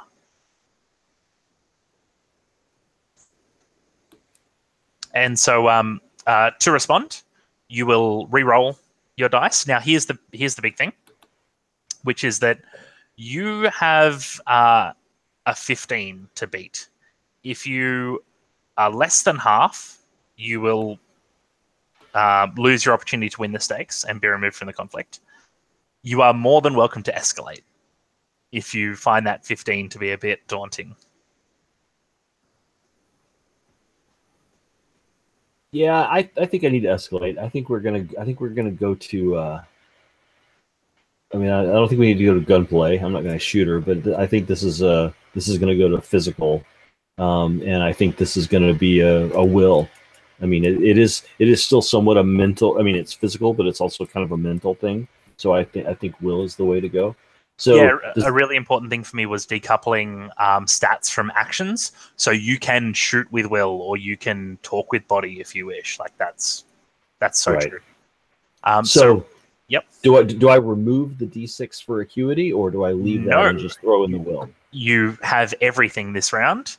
The only thing we'll add is in a different color. What hasn't been used? We're not using green. We'll add a so once you've re-rolled everything and added in your will, add in a green. Oh no, we can use white for this round. Sorry, add in a clear D8, and that's your escalation die, and that adds to your D6 and adds to your highest die. Okay, so I'm gonna throw the dice out there first, and then I'll re-roll all of them once they're all there. Great idea. Okay, so that's the new D10 for my. And I'm sorry, what color did you just say to make the escalation die? I said clear. Clear. Okay. And then you said that's a D8. Is that right? D8. Yep, because you are getting physical. I want to hear your body talk. Okay. All right, so that's my pool, and then sorry, this is the first time I've used roll for your party, so I'm. Whoa! What happened? Keeps happening to my dice, my selection. Someone may have moved something. Okay. When things move, it can. If someone like does an input, it'll drop your selection. Okay, now I'm done, and that was really crappy rolls. Okay, so those are my. Okay, so I add in the escalation. Mm-hmm. So the 2 clear die add to my high die. Is that right? That's right. So then that's going to be a 17. Cool. 17. So you're going to take the advantage off the demons by becoming physical with Sister Hope, or with someone at least. Well, I mean, if Sister Hope's sitting next to me, I think she's the choice. She's so I added pouring on you for comfort. Yeah. She's terrified. But she also may be demon possessed, even though she's terrified. So I mean, I think I can't let that throw me. So I'm gonna I added it in my book as well at the beginning of this as a belonging. So I'm gonna look her right in the eye, and then I'm going to open up the book and start reading a passage about how the King of Life values his flock over those who have been cast out, the demons, and it is, and how it is the responsibility of the shepherds, who would be the dogs, to take care of the flock and cast out the demons. All right. So because you escalated, how do you escalate upon Sister Hope? How do you get rough upon her? So I still think this is a bit mental. I mean, I'm not going to strike her, but I'm definitely going to get in close. I'm going to like stare into her eyes, and give her a steely look, and basically let her know that I'm not to, dogs are not to be trifled with, and I'm not to be trifled with. So there's like an explicit physical threat in there, though. I love that. That's so good. Yeah, and a domination as well. Yeah, I love it. That's perfect. We're going to give you manhandling her. I don't think I'm actually getting physical at this point. This is an intimidation and a domination kind of thing. I wonder if that isn't more of a talking, because that feels like what you would do in the talking stage. I'm okay with like us setting the tone of it, and like if you want that physical to be like actually throwing a punch, you're more than welcome to. But I also have no problem with that being like just escalating this conflict onto this girl and like pressing on her. Yeah, I mean, since I picked Will, I mean, I feel like this is like a mental struggle, a struggle of wills, rather than a struggle, of violence. But it is a struggle. I definitely agree with that. That's fair. And I don't want to say that we can't do things that way at all. Kind of like a physical intimidate a being there in that fight, sort of over the top of her. Yeah, cool. I love it. So I've thrown you an extra D6, a green one. That one will stick around at the end of this round and will be used for next round. You also got a 1. So I'm going to throw you down a bit of... And because you escalated, we're going to throw you down... A fallout. A D8 fallout. Beautiful. Now, who is next down the line? Who has the next highest single die? I have a 10, but Sister Zipporah also has a 10. Sister Zipporah is adding her escalation die. Sorry, her advantage die as well. And I'm switching stats, so do I roll another D10 as well as my will? Yeah, Okay. absolutely. Absolutely.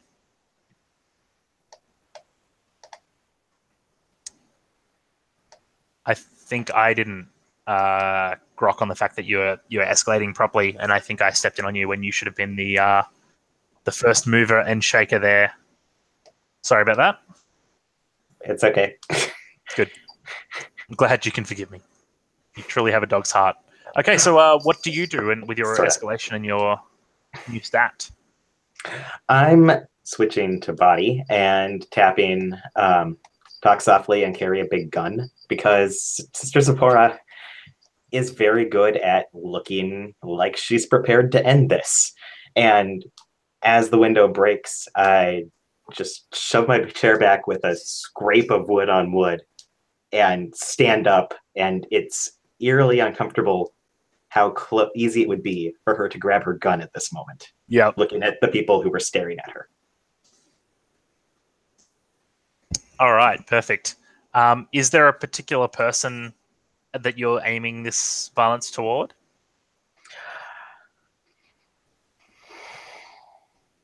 It was Sister Constance, Hope, Jacob, and who else?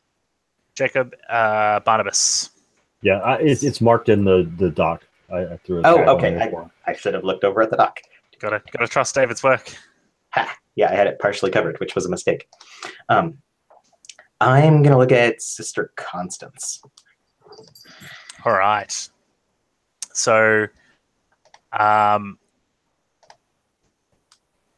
okay, demons. I reroll to face your threat, and I'm looking to beat far out 18, 19, 20, 21. Oh shit! Really? 7, 8, 9, 10. Oh, whew. I thought I'd wiped out there against that 21. You're definitely going to beat me. I'm not surprised about that. But the demons, what are they going to do? You look over at Sister Constance with like that anger in your eyes, and Barnabas, like,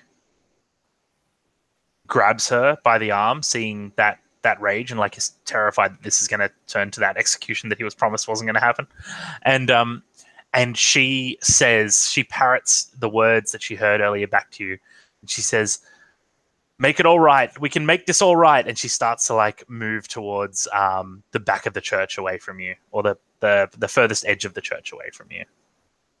And you get yourself a lovely green D6 for the next round. Next down the list, I think that is you, Stana, with your 10. Indeed. So when we went into this round, I'm not going to escalate to the next level, but I am going to bring in a new trait, or I'm going to bring in a new relationship, and that is my role in the community as the daughter of a steward and a dog. Beautiful. I love it. And I think Sister Anna is going to take a moment.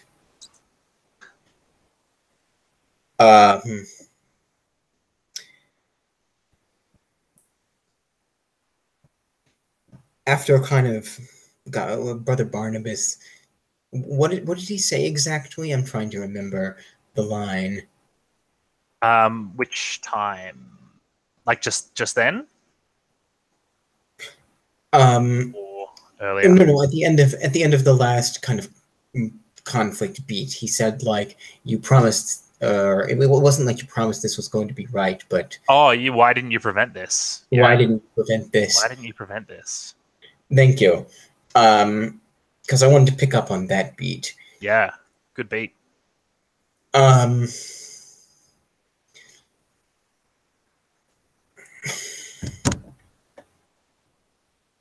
And I think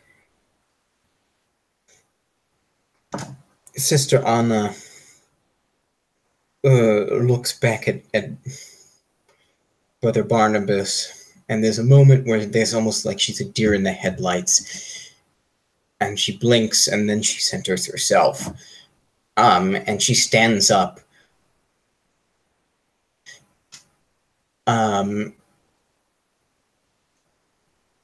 And I think, I don't know exactly how this happens, but she's going to try and diffuse the situation.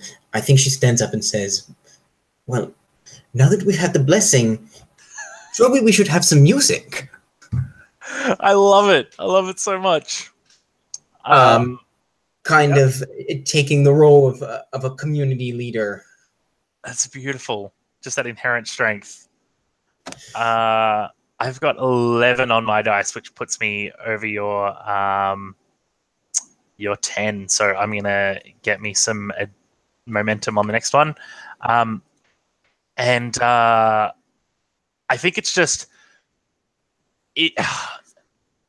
the wind rushes in through that large shattered window and just like drowns out your voice, and it doesn't reach the ears of any of the faithful. Abel, you're next. I think that Abel had looked down at the Bible where, instead of being what he had always, what he expected to see there, instead he's looking down, and Cain talked with Abel, his brother, and it came to pass when they were in the field that Cain rose up against Abel, his brother, and slew him. But as he looks down at this, he shuts the book. And I rolled that too smart for his own good. The demon is out here. It is looking for something, and I am going to call it to me. I will pull it from where it lies. And upon that altar was Abel laid, and the Lord of Light forgave due to his sacrifice.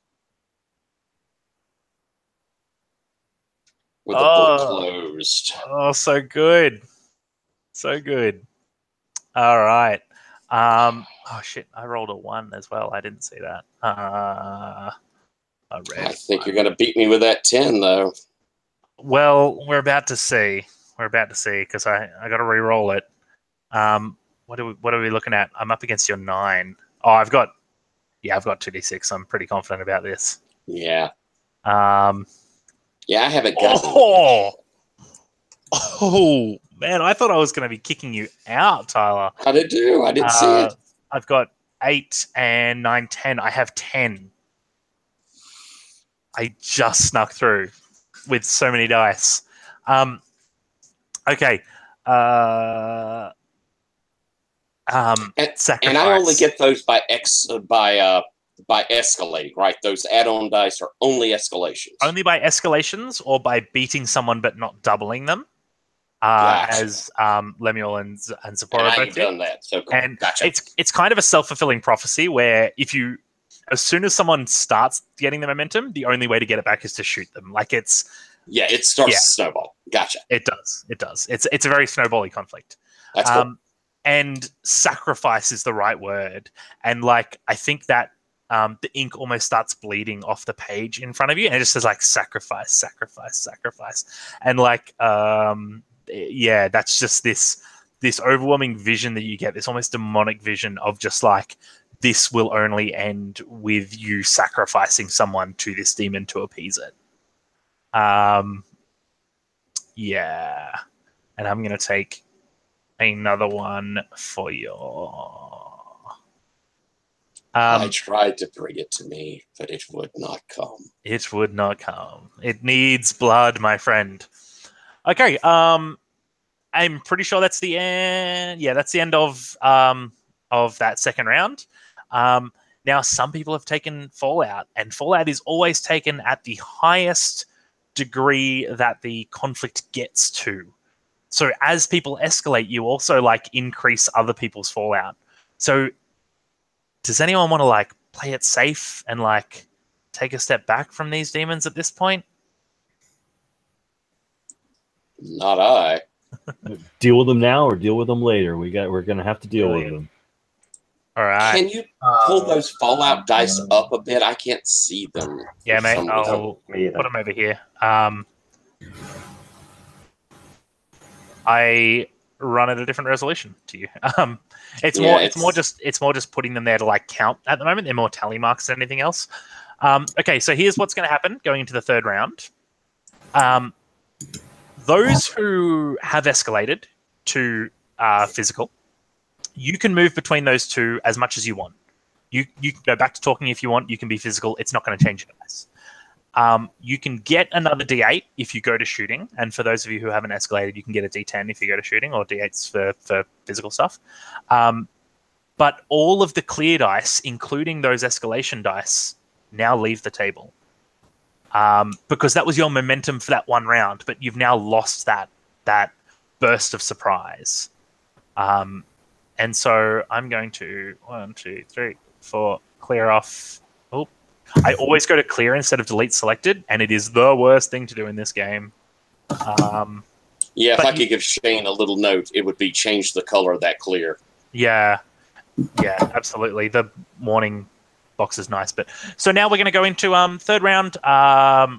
We're using green dice as our advantage dice instead. The advantage dice kind of stayed the same, and that's pretty normal.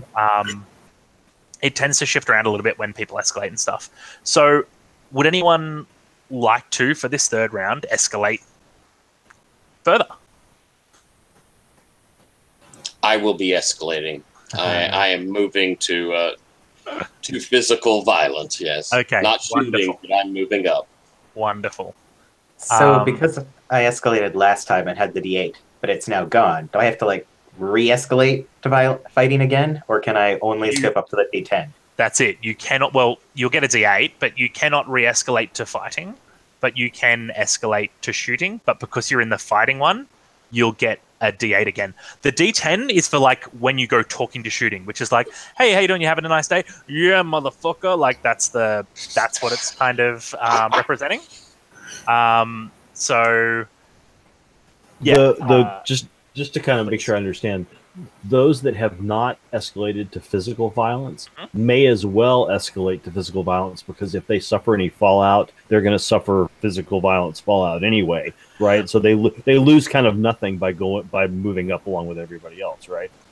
I mean, there's two really important things I want to bring out here. One is from a mechanical perspective. You are absolutely right. Okay. Two, you just said to someone, you might as well punch some townspeople. There's nothing to lose. And like, I want you to know, David, that is design intent. That is like. Oh. Okay, I just want to make sure I understood the system properly. I wasn't necessarily, right. Okay, very good. Yeah, Zipporah approves of your plan. Go for it. But that's right. Oh god, absolutely. So you may as well escalate. In fact, you may as well just shoot someone. Like, what's the worst that can happen? So let's go with this.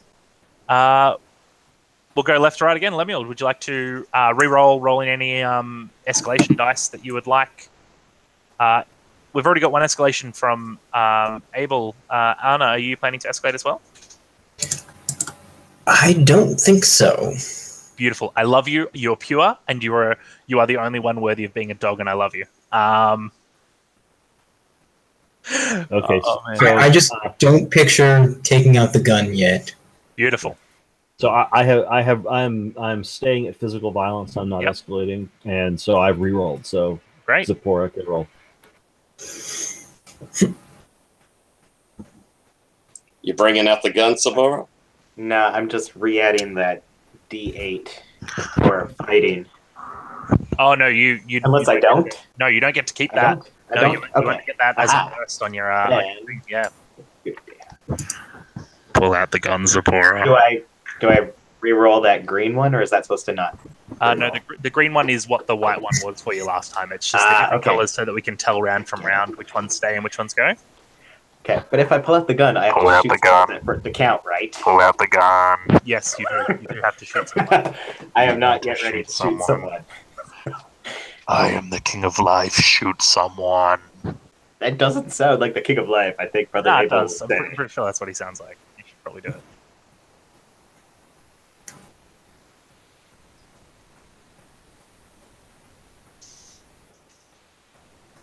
All right, is it me or you, Anna? Oh, sorry, are we rolling next? Sure. As long as someone takes it. Let me just select my dice pool.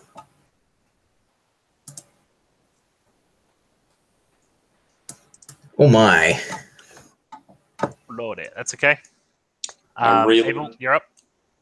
Yeah. I think I got another one, so I think I take more fallout. Yeah, I'll add that up at the end just so I'm not stepping on people's manipulation of the system. Okay. I'm going to re-roll selected, then I'm going to add that 8 in here in a sec. And are you adding a new stat as well? Are you acting with a new stat?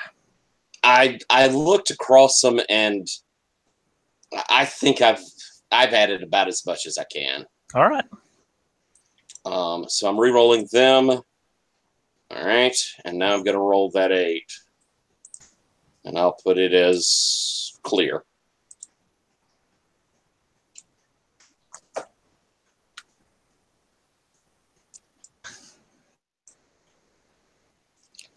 That gives me a 17. Oh! All right. I'm next. I've got the D12 and things. I'm not going to escalate. For me to escalate from here, the demon escalates through the possessed person. So the person turns to physical violence, the person turns to shooting. But I feel like that would probably give away something of it.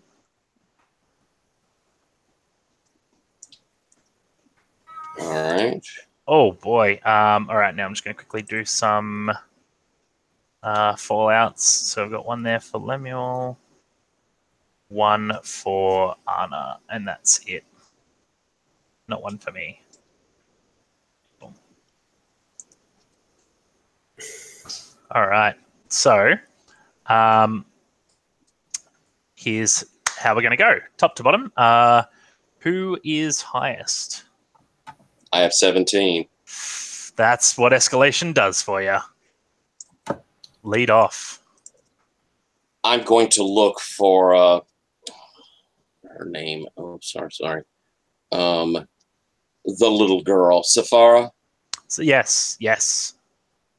I'm looking for her, and I'm going to move over quickly. I'm going to grab her by her shoulders and lift her up into the side of the wall as we begin to together She looks in my eyes, and when I start, she recognizes the verse immediately. And Abraham brought his son upon the mount, laid him across the altar, and drew his knife.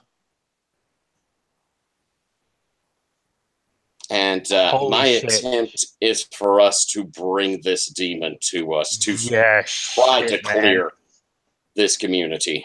God damn. All right, I'm rerolling against your 17. I have an 8 and a 6 is 14, and 3 is that 17? It fucking is. 17. All right, that's okay. We break to the next highest die, which is my 8. Which beats my 7. Okay. Man, the demons have just rolling. They're tough. Now, here's the thing about the third round, Tyler. There is no doubling rule. If I beat you, you lose your chance to win the stakes, basically. Luckily, you've got 3 other people involved, but that's so.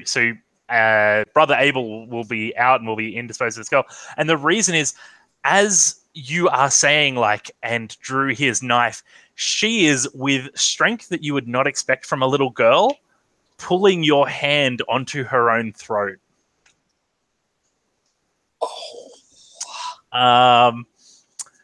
I've rolled, so I'm out. Who has the next highest?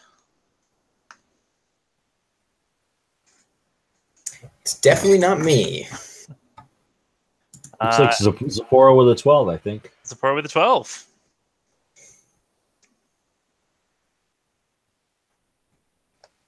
Okay, so this is the third round, or is the next one the third round? No, this is the third round. So this is like the end of it? This is the end of it. This is... No, this was second round. Is it? That's no, why. I just did my first escalation. Yeah, but so we had the first round where no one had any advantage die, and then we had the second round where the advantage die were clear, and now they're green in the third round. Okay. And I realized this was the last one. Yeah, I escalated in the second round. So David and Zipporah. This is the third round.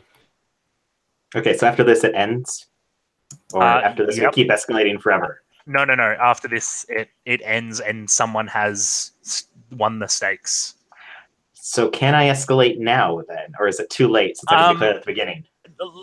You have to declare at the beginning. Okay. Other rules. I kind of want to see you pull a gun, and nobody's acted against you. So, is anyone going to get upset at me if Tyler's giving me the look? Tyler's giving me that is the sin of... It's your rules. You can do whatever you'd like. Our rules. We're a team. I'm cool either way. So. I kind of want to see Zipporah pull a gun. We already have a child getting choked in the corner, so if you would like to escalate, you're welcome to. You'll get a D8 to add to your roll. And well, if I escalate, then can I also tap the relevant traits for escalating? Because I have a lot to add in if I escalate to shooting. This is what you do. This is why I'm happy to see you do it.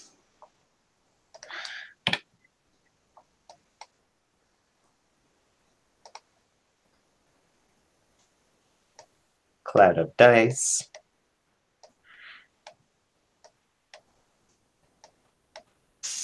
You are a shooty dog. I love it. I get a 1, so I do have to grow as a person from this. Dang it. Beautiful. And do you also have you? Oh wait, you're shooting now, aren't you? Beautiful. So all fallout's going to go to D10s. Lovely. Yeah, it's super duper. Are you? Have you rolled a D8 for escalation? A green one, so that we can see it's different. One of those was supposed to be for escalation. Sure. I just put in 3. They're both the same number, so I'm okay with that. Is that +4 for using firearms? Is that an add-on, or is that just another dice? The 4 in the... Oh, yeah. Did you roll a D4 as well for your gun? I didn't roll that. That's just how it was, because you said not to re-roll it. Oh, no, sorry. Did you roll a D4 as well? Because are you adding in your gun as well? Oh, I should be adding in my gun. I didn't even add that. I just added my relationship to violence and Deadeye. I mean, if you're all rolling that gun, you got a D10 there as well and a D4. The 4 that's adding in, Tyler, that was Zipporah's advantage die from the previous round. Did I was add curious the if wrong the thing. plus D4 is an add-on or if it's just another die. No, it's just another die, Okay. and it's designed to represent that when you pull a gun, you're more likely to take fallout, basically. When you pull a gun, things get complicated. Okay, I rolled the wrong thing because I keep thinking that the mark is to the right of the dice instead of to the left, so I need to clear some of these off and All right. So roll them again. The 2 8s on the 1 were your latest. God, you dirty deceiver. I will beat you somehow. Yeah. Oh, heck, I accidentally removed the 4. That's We can fine. remember the I 4. will remember a 4. Okay. And then I had 3d8. Wait. 2. Does anyone else regret letting Ryan join the gauntlet? It's just, struggling. So fucking awesome. Oh my god. This is clearly all Shane's fault for designing this thing. So, Yeah, you can't we'll blame me. him. Oh goodness, there's so many now. I have no idea what these add up to, but I assume it's shooting. Oh heck, I still have a 1. Great. Of course you do. It's shooting. Of course you've got a 1. All right, It so what looks have you like got? a 14. You've got a 4, an 8, and a 6. Yes. So 18. Okay. Okay. Go ahead. Describe to me your shooting of the town. I shoot everyone in the room and then tell them to sort it out later. Now, I assume I can't tell just yet that Saphira is trying to choke out herself, essentially. If you can tell if she's doing it, but as for why, I don't know, but it's kind of freaking creepy to me. But I suppose rolling with what was going before, Sister Constance broke and ran, and to me that's suspicious as all get out. So I am going to take a shot on her. So Sister Constance is has moved towards the far end of the church where that bag was, and she's gathered herself up there and is trying to dig through that bag. Oh no. I am definitely going to take a shot on Sister Constance then. Okay, sure. Because to me that means going for a gun, given my history of violence. Yeah, absolutely, sure. So I'm going to reroll mine, and I'm up against fucking 16 or something. Oh, yep. Demon's out, boy. And 2 1s as well. Demon's taking a lot of fallout here. Is this like a warning shot at Sister Constance, or are you just straight up shooting Sister Constance? Sister Zipporah doesn't really do warning shots. She doesn't mess around. So it's a warning to the rest of them. Yeah, it's pretty much if this wasn't the problem, then you'd better show yourself now, because there's a limited amount of elimination I can do. Yeah. So because I'm out and I was the only one that everyone was really in conflict, because the demons are out and I was the only one that anyone was really in conflict with, we're going to break away from the structured thing. Before we go anywhere, because we're going to have to narrate what comes of this, we're going to roll Fallout. So those of us who have Fallout are going to roll Fallout. Oh, Everyone is rolling D10s, and like before, it's only your highest that matters, or if you get a 1. So the way we're going to do it is, again, we'll go left to right the same. Lemuel, you're first on the list. Do you want to roll us 2d10, please, for your Fallout?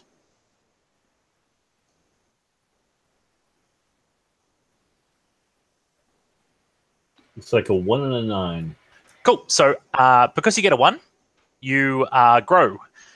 If when determining consequence severity, any of your Fallout dice roll 1, you also grow. Choose 1 from the list below, and only 1 no matter how many ones you get. Add 1 D size to one of your stats. So if you've got a D8, you can make it a D10, etc. Create a new trait or relationship at 1d6. Add a D size to an existing trait or relationship, or write a new belonging and give it its usual dice.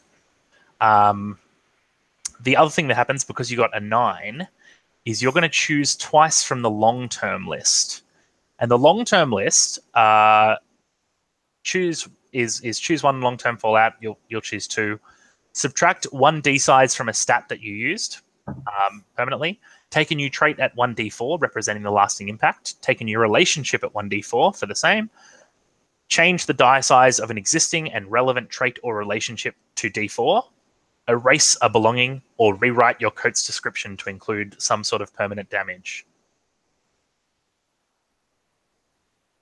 Just to kind of go quick, I think I was going to increase my die size on acuity. Mm-hmm.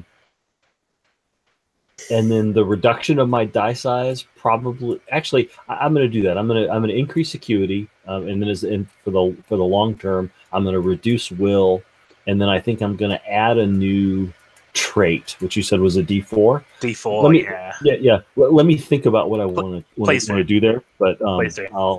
We'll process the other fallout, and then we'll sort of come back to it. So, Zipporah, you've got a D10. Would you like to roll that one for us, please? And you can all thank Zipporah for D10s on this one. Well, we won. True, dog. True. You're muted. Sorry, Ryan. I'm rolling 1 D10. Is there a separate one I should be rolling, or just generic? Anyone you want. Oops. I'm about to clear all these dice anyway, and I'm not the boss of you. And this is actually a D10 for once on my first try. Hey, well done. And you got a 4? Yep. 4, less than 6, you have short-term stuff. So you either subtract a D size for your next conflict, you take a new trait or relationship rated at 1d4 for the next conflict, you change an existing trait or relationship to D4s for the next conflict, or you leave the scene and spend some time alone in recovery. I doubt you want to leave the scene.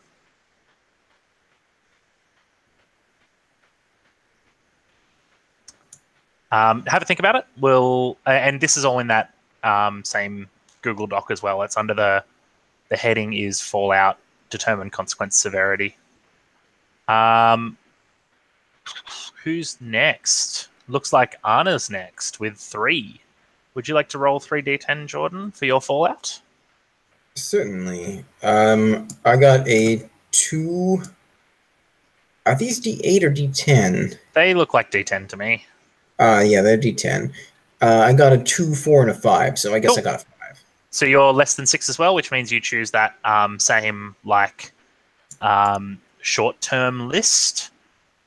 And I am rolling 5d10.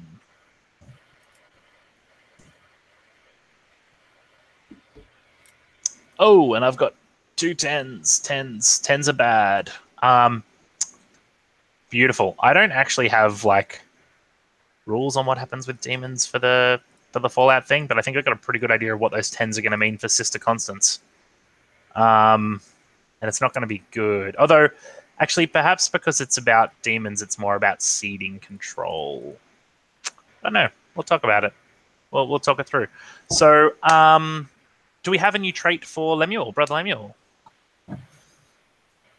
Yeah, I'm thinking about, I don't know, since violence is what kind of ended the conflict and kind of brought about the fallout, I'm thinking it's going to be something about violence and use of violence.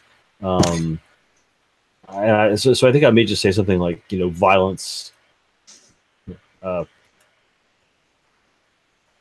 Let me think about the wording, but it'll be something about appropriate use of violence.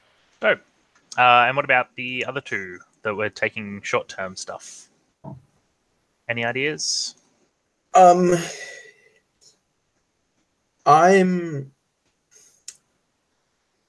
Okay, I think I'm going to change my relationship to Uncle Barnabas to D4 for the next conflict. Good call. I think we're in hot water right now. Yeah.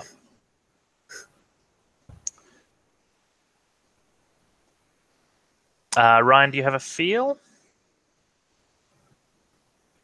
I was glancing down the sheet again. I don't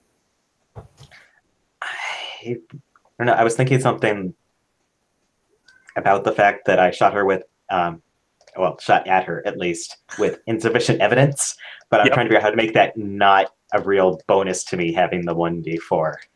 I mean, Yeah, like anything about like the gun is the only evidence you need or whatever, and like D4, your gut Yeah, is I'm the not only evidence sure a you need. 1d4 is an advantage to you ever. It's yeah, True. it's, like Well, it's not meant to be. You could say something like, "Bullets find the truth." That's wonderful. Okay, I'm stealing that. Okay, lovely. So I want to, before we go any further, just say that you guys handled that conflict so perfectly for dogs. You just like things were going a little bit crazy, and you just escalated it so hard, and it makes me so happy. So Ryan, let's go there. So Sister Zipporah takes the shot at Sister Constance, and in that moment, you are going to be aware of where the demon was, of who it was within, and what it was all about. Now, I'm not going to give you any physical manifestation of this because I love demons as metaphor in these stories. And what I want to know is what tells you where who the demon was in, who the demon was possessing, and where do we go from there?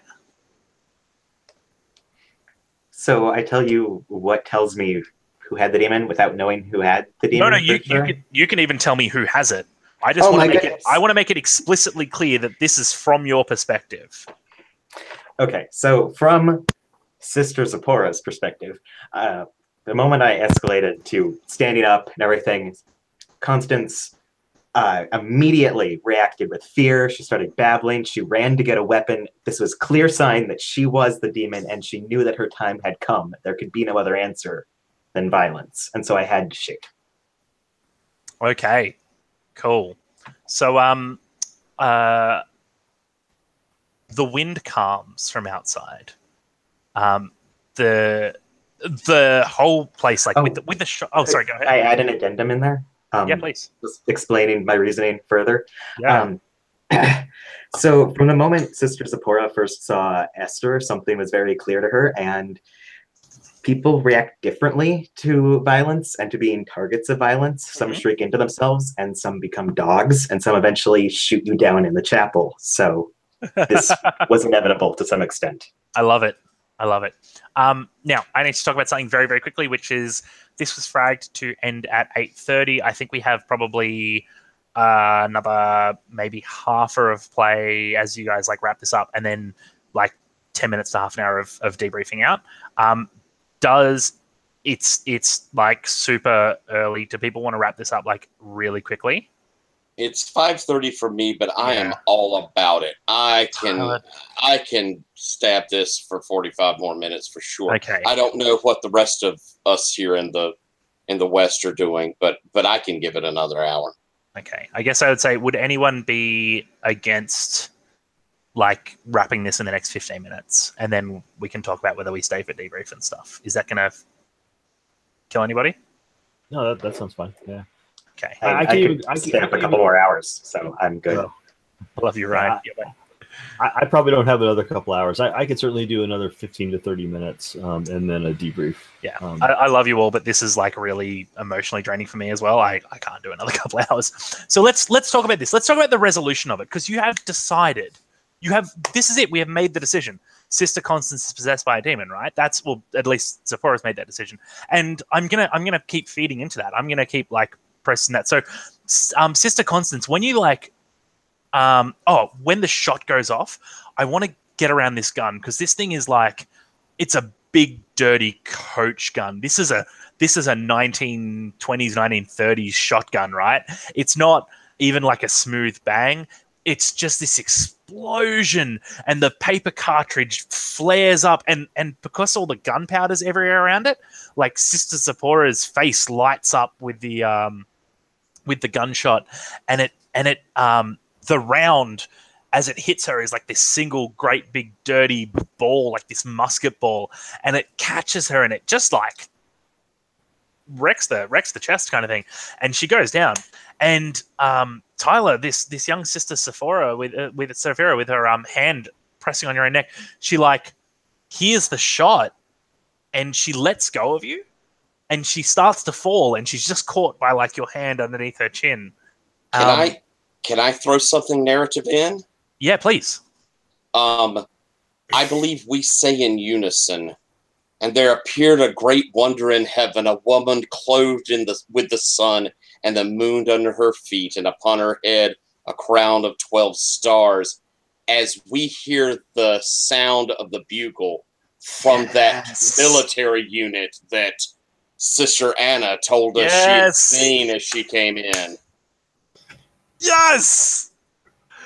Oh man, and that's the story of Abraham, isn't it? That like the sacrifice is all show, and that you don't end up having to kill this child to like appease anyone, and far out. That's so good. And guys, I'm just gonna keep throwing things, and then just keep stepping on me when you're ready. And Sister Constance, like someone goes over and checks her to see if she's alive, and she is, but not doing well. And like a shot in those days was like a slow death, and she's feeling it. And in her hand, as she's like pulled from the bag, she draws back this big like 10 gauge coach gun as well, that she pulls back.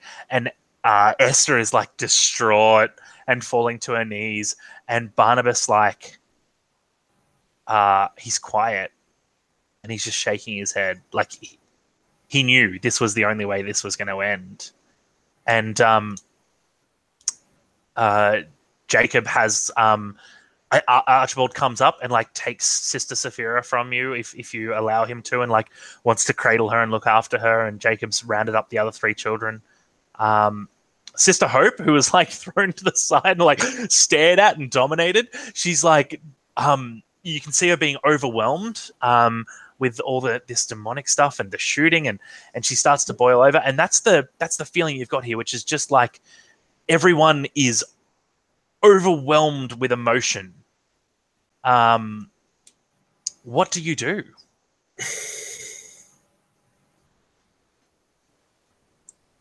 What you doing, Zipporah? I want to hear it. Don't tell me, please.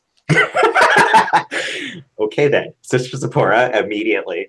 Yeah, I'm not entirely sure how you tend to a coach gun, but to some extent, rejects whatever might need to be ejected, slings it over her back again, and goes to remove the other coach gun from play before anyone else can decide that they want to retaliate. She's not especially concerned at the moment with Constance's well-being, cruel as that may be. You literally pry the gun from this dying woman's fingers. Yep. Okay, someone pick it up. Keep going. I'm loving it. Please don't stop. You've killed a demon lady, but like, what's next? I'm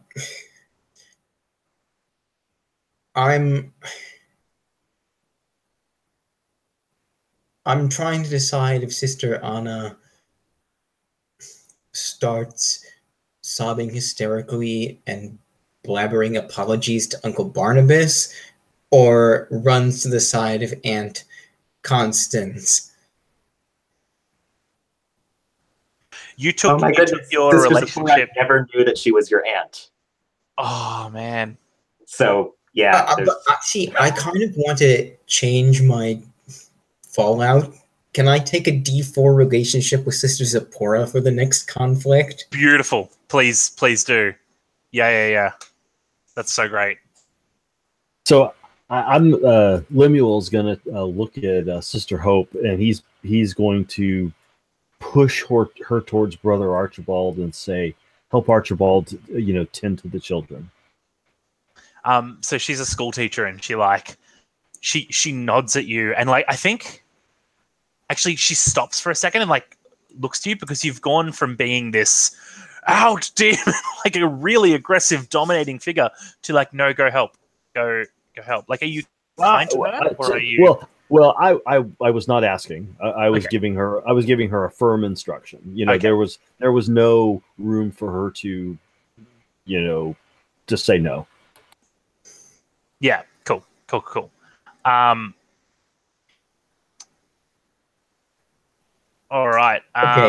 So I decided. I was just going to say, I just want to say that she is like a school teacher, and she takes to this duck to water style. This is comforting for her.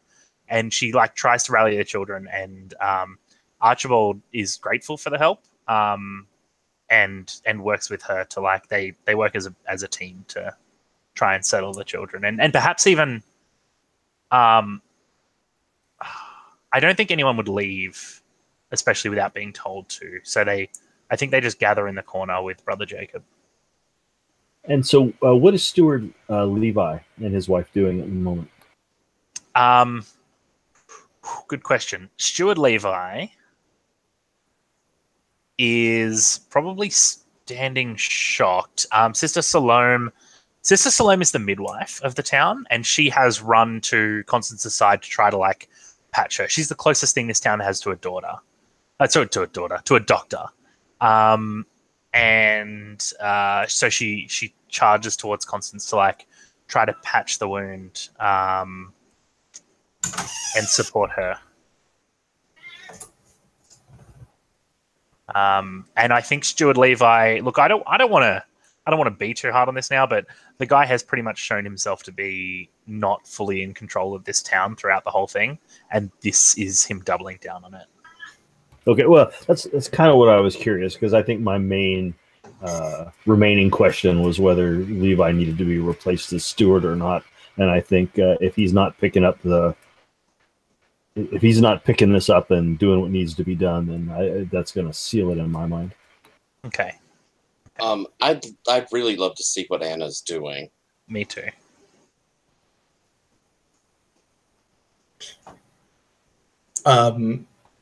Oh, sorry. Do I have the floor?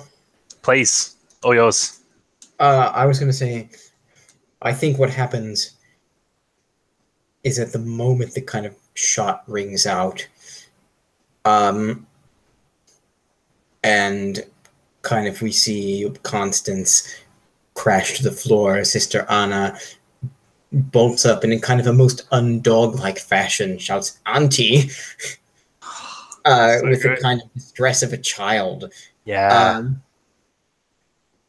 And runs over to her side.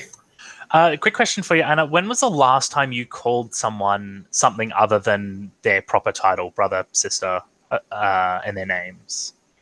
When was the last time you deigned to refuse title?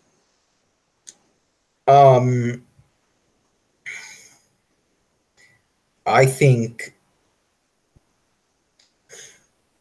there's a younger brother who I'm especially fond of. Mm-hmm. And I call him by some pet name. Yeah. Beautiful. All right. So, but before, like, referring to an authority figure by not their title, probably in public. Yeah. The last time was before I was 16. Okay. Cool. Beautiful. Thank you. As you rush to her side, and you can see Sister Salome there with you. She's trying to tend to this wound, and it's like a big, dirty wound. It's like the options are basically, does she die today, or does she die a long time from now? And Salome's doing everything she can to make it the latter. And she's probably got like, she's probably trumping her own faith with practicality at the moment, and she's like taken her shirt off and is like using it to plug up the wound, and so you have this wife of a steward there with her bare back and shoulders showing to the congregation as she tends to the wounded.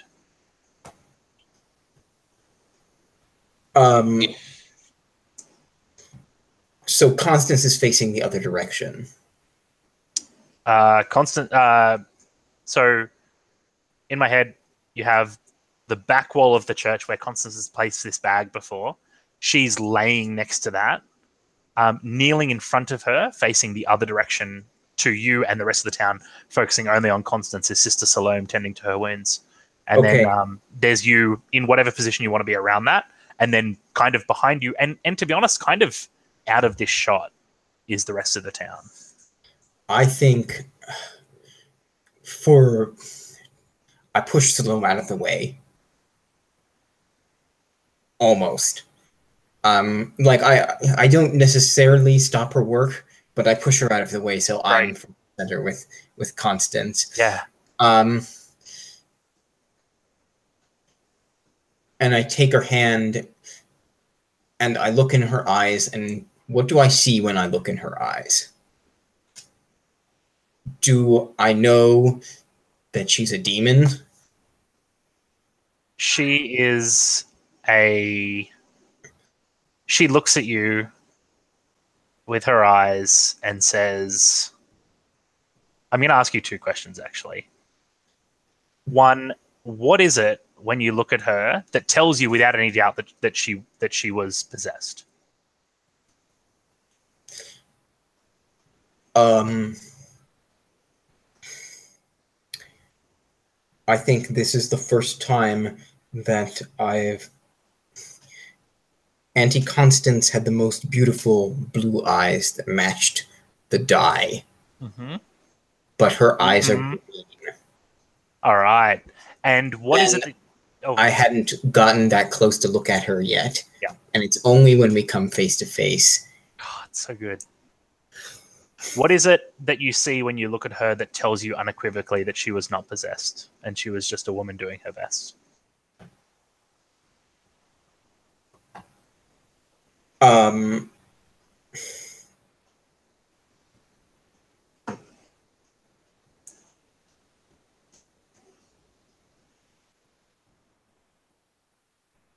It's the sorrow and the pain, but it's also like it's not like sorrow at her own fate. Yep. It's like I failed in my... It's Esther's, right? Yeah. I failed in my mother Yes. and wifely kind of work. Oh, I failed my family, and it's the sorrow of leaving her family behind that tells me... Yes. Yes. That's so perfect. So perfect. May I? And... Go ahead, I'm sorry.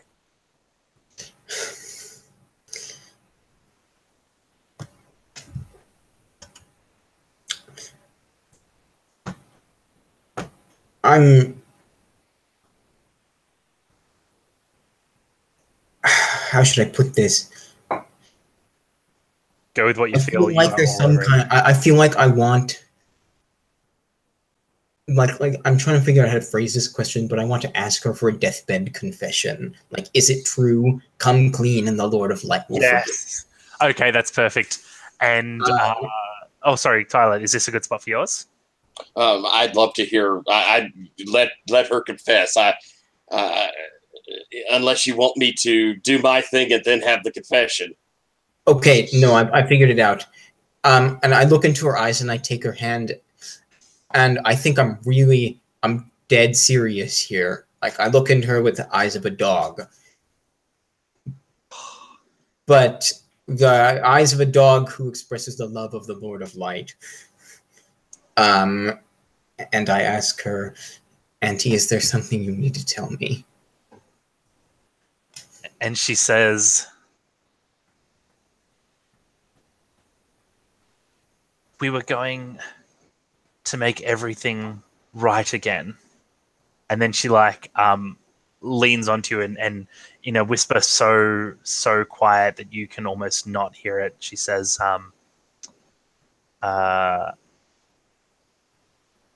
take care of Esther. And breathes her last holding your hand. Tyler, would you like to storm in? We hear the sound of the bugles outside as I've let down Satara. And I that's not her name. That's the demon from Lord Lady Black. Sorry. And as I hold her hand and I look back across over towards Lemuel, the unfaithful, come, brother, move her, looking back over towards Constance. And I move over and take Esther's hand as this little girl moves over and takes Jacob's hand. Today we celebrate a wedding.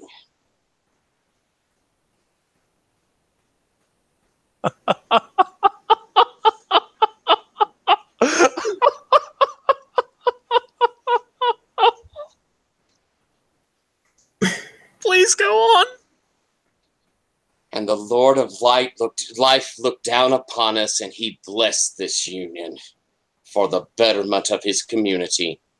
And in this covenant, a community was saved.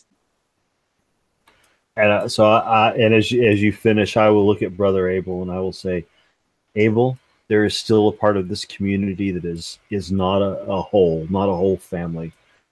Brother Archibald needs a new wife.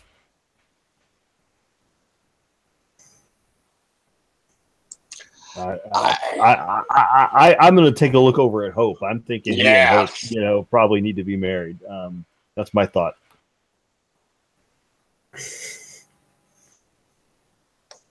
So I'm not sure how she feels about it now, but Sister Esther did ask me to stand with her at her wedding. So I'm going to cast kind of a conflicted glance between this extra gun in my hand, Esther wedding. That's going to be Anna, weeping over the body of her aunt. It's going to be the most awkward wedding ever.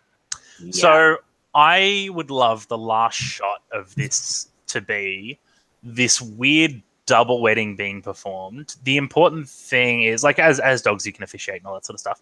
But I'm interested. Who is it in Sister Constance's bag with the gun? She also has Sister Levi's vestments, his steward's cloak.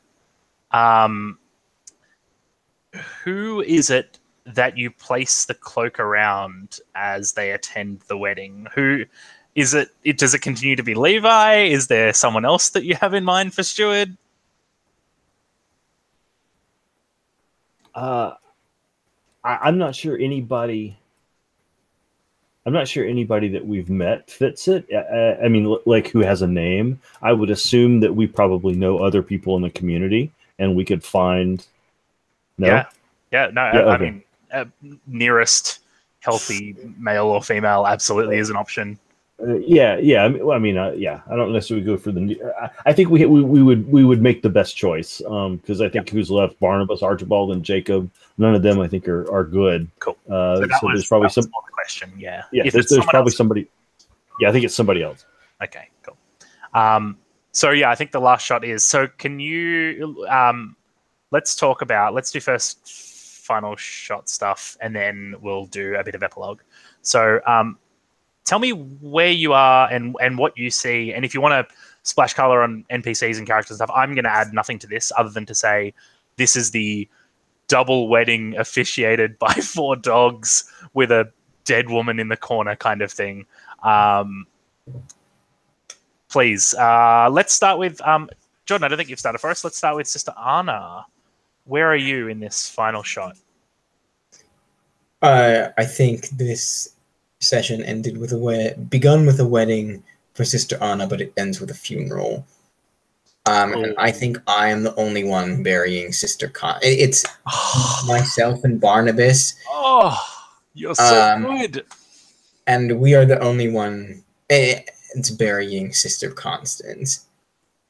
Amazing.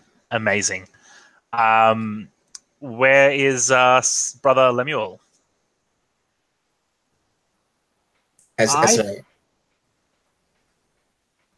think so. So Lemuel's he's gonna be at the wedding. He's obviously not gonna be helping bury Constance. But I think we're gonna see a little of maybe the temptation that got his father. I don't know if it'll be, a little, a little music or a little dancing or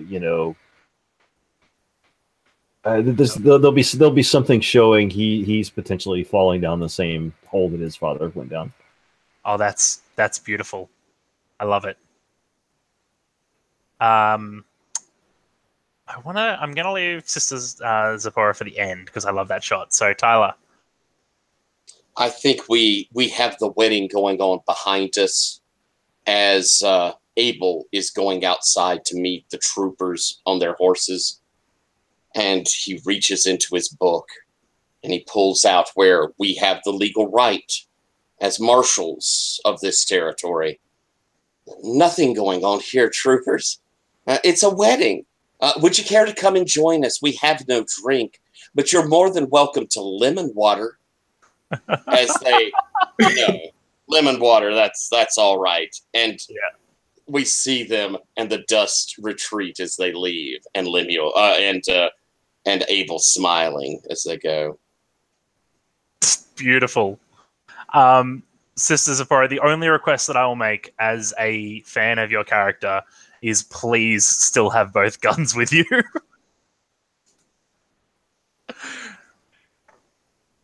Sister Zipporah does sling the other gun also over her shoulder. She's got like an excess of coach guns. It's kind of heavy, but she's built sturdily. She can take it.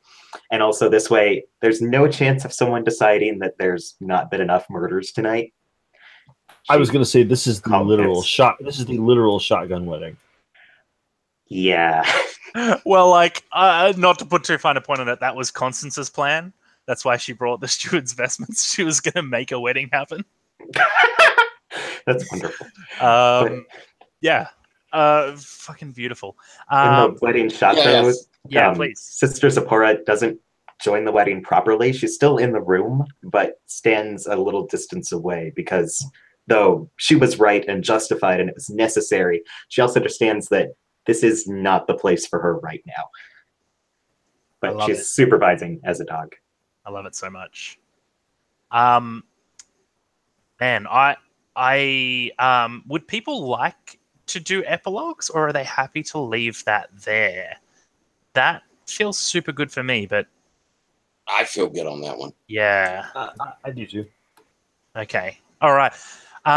And thus we end Dogs in a Wicked Age. The town of Willow Bluff is, of course, saved. And I will, just so that you're all aware, not tell you an epilogue of the town, because it's not about whether you did the right thing. It's about whether you think you did the right thing. And it would be a violation of our terms for me to judge you by saying whether the town survives or not. But the wedding takes place effectively and marries the two couples. The burial occurs, and we continue. And thus ends, the town of Willow Bluff. And we have completely horrible, loveless marriages. I mean, don't we all? I'm going to stop the broadcast here. So a big thank you to the two Gauntlet people watching. And thank you to the four of you for playing with me. I'm just going to stop this one and then we'll go into a debrief here if everyone's happy with that. All right. Good night.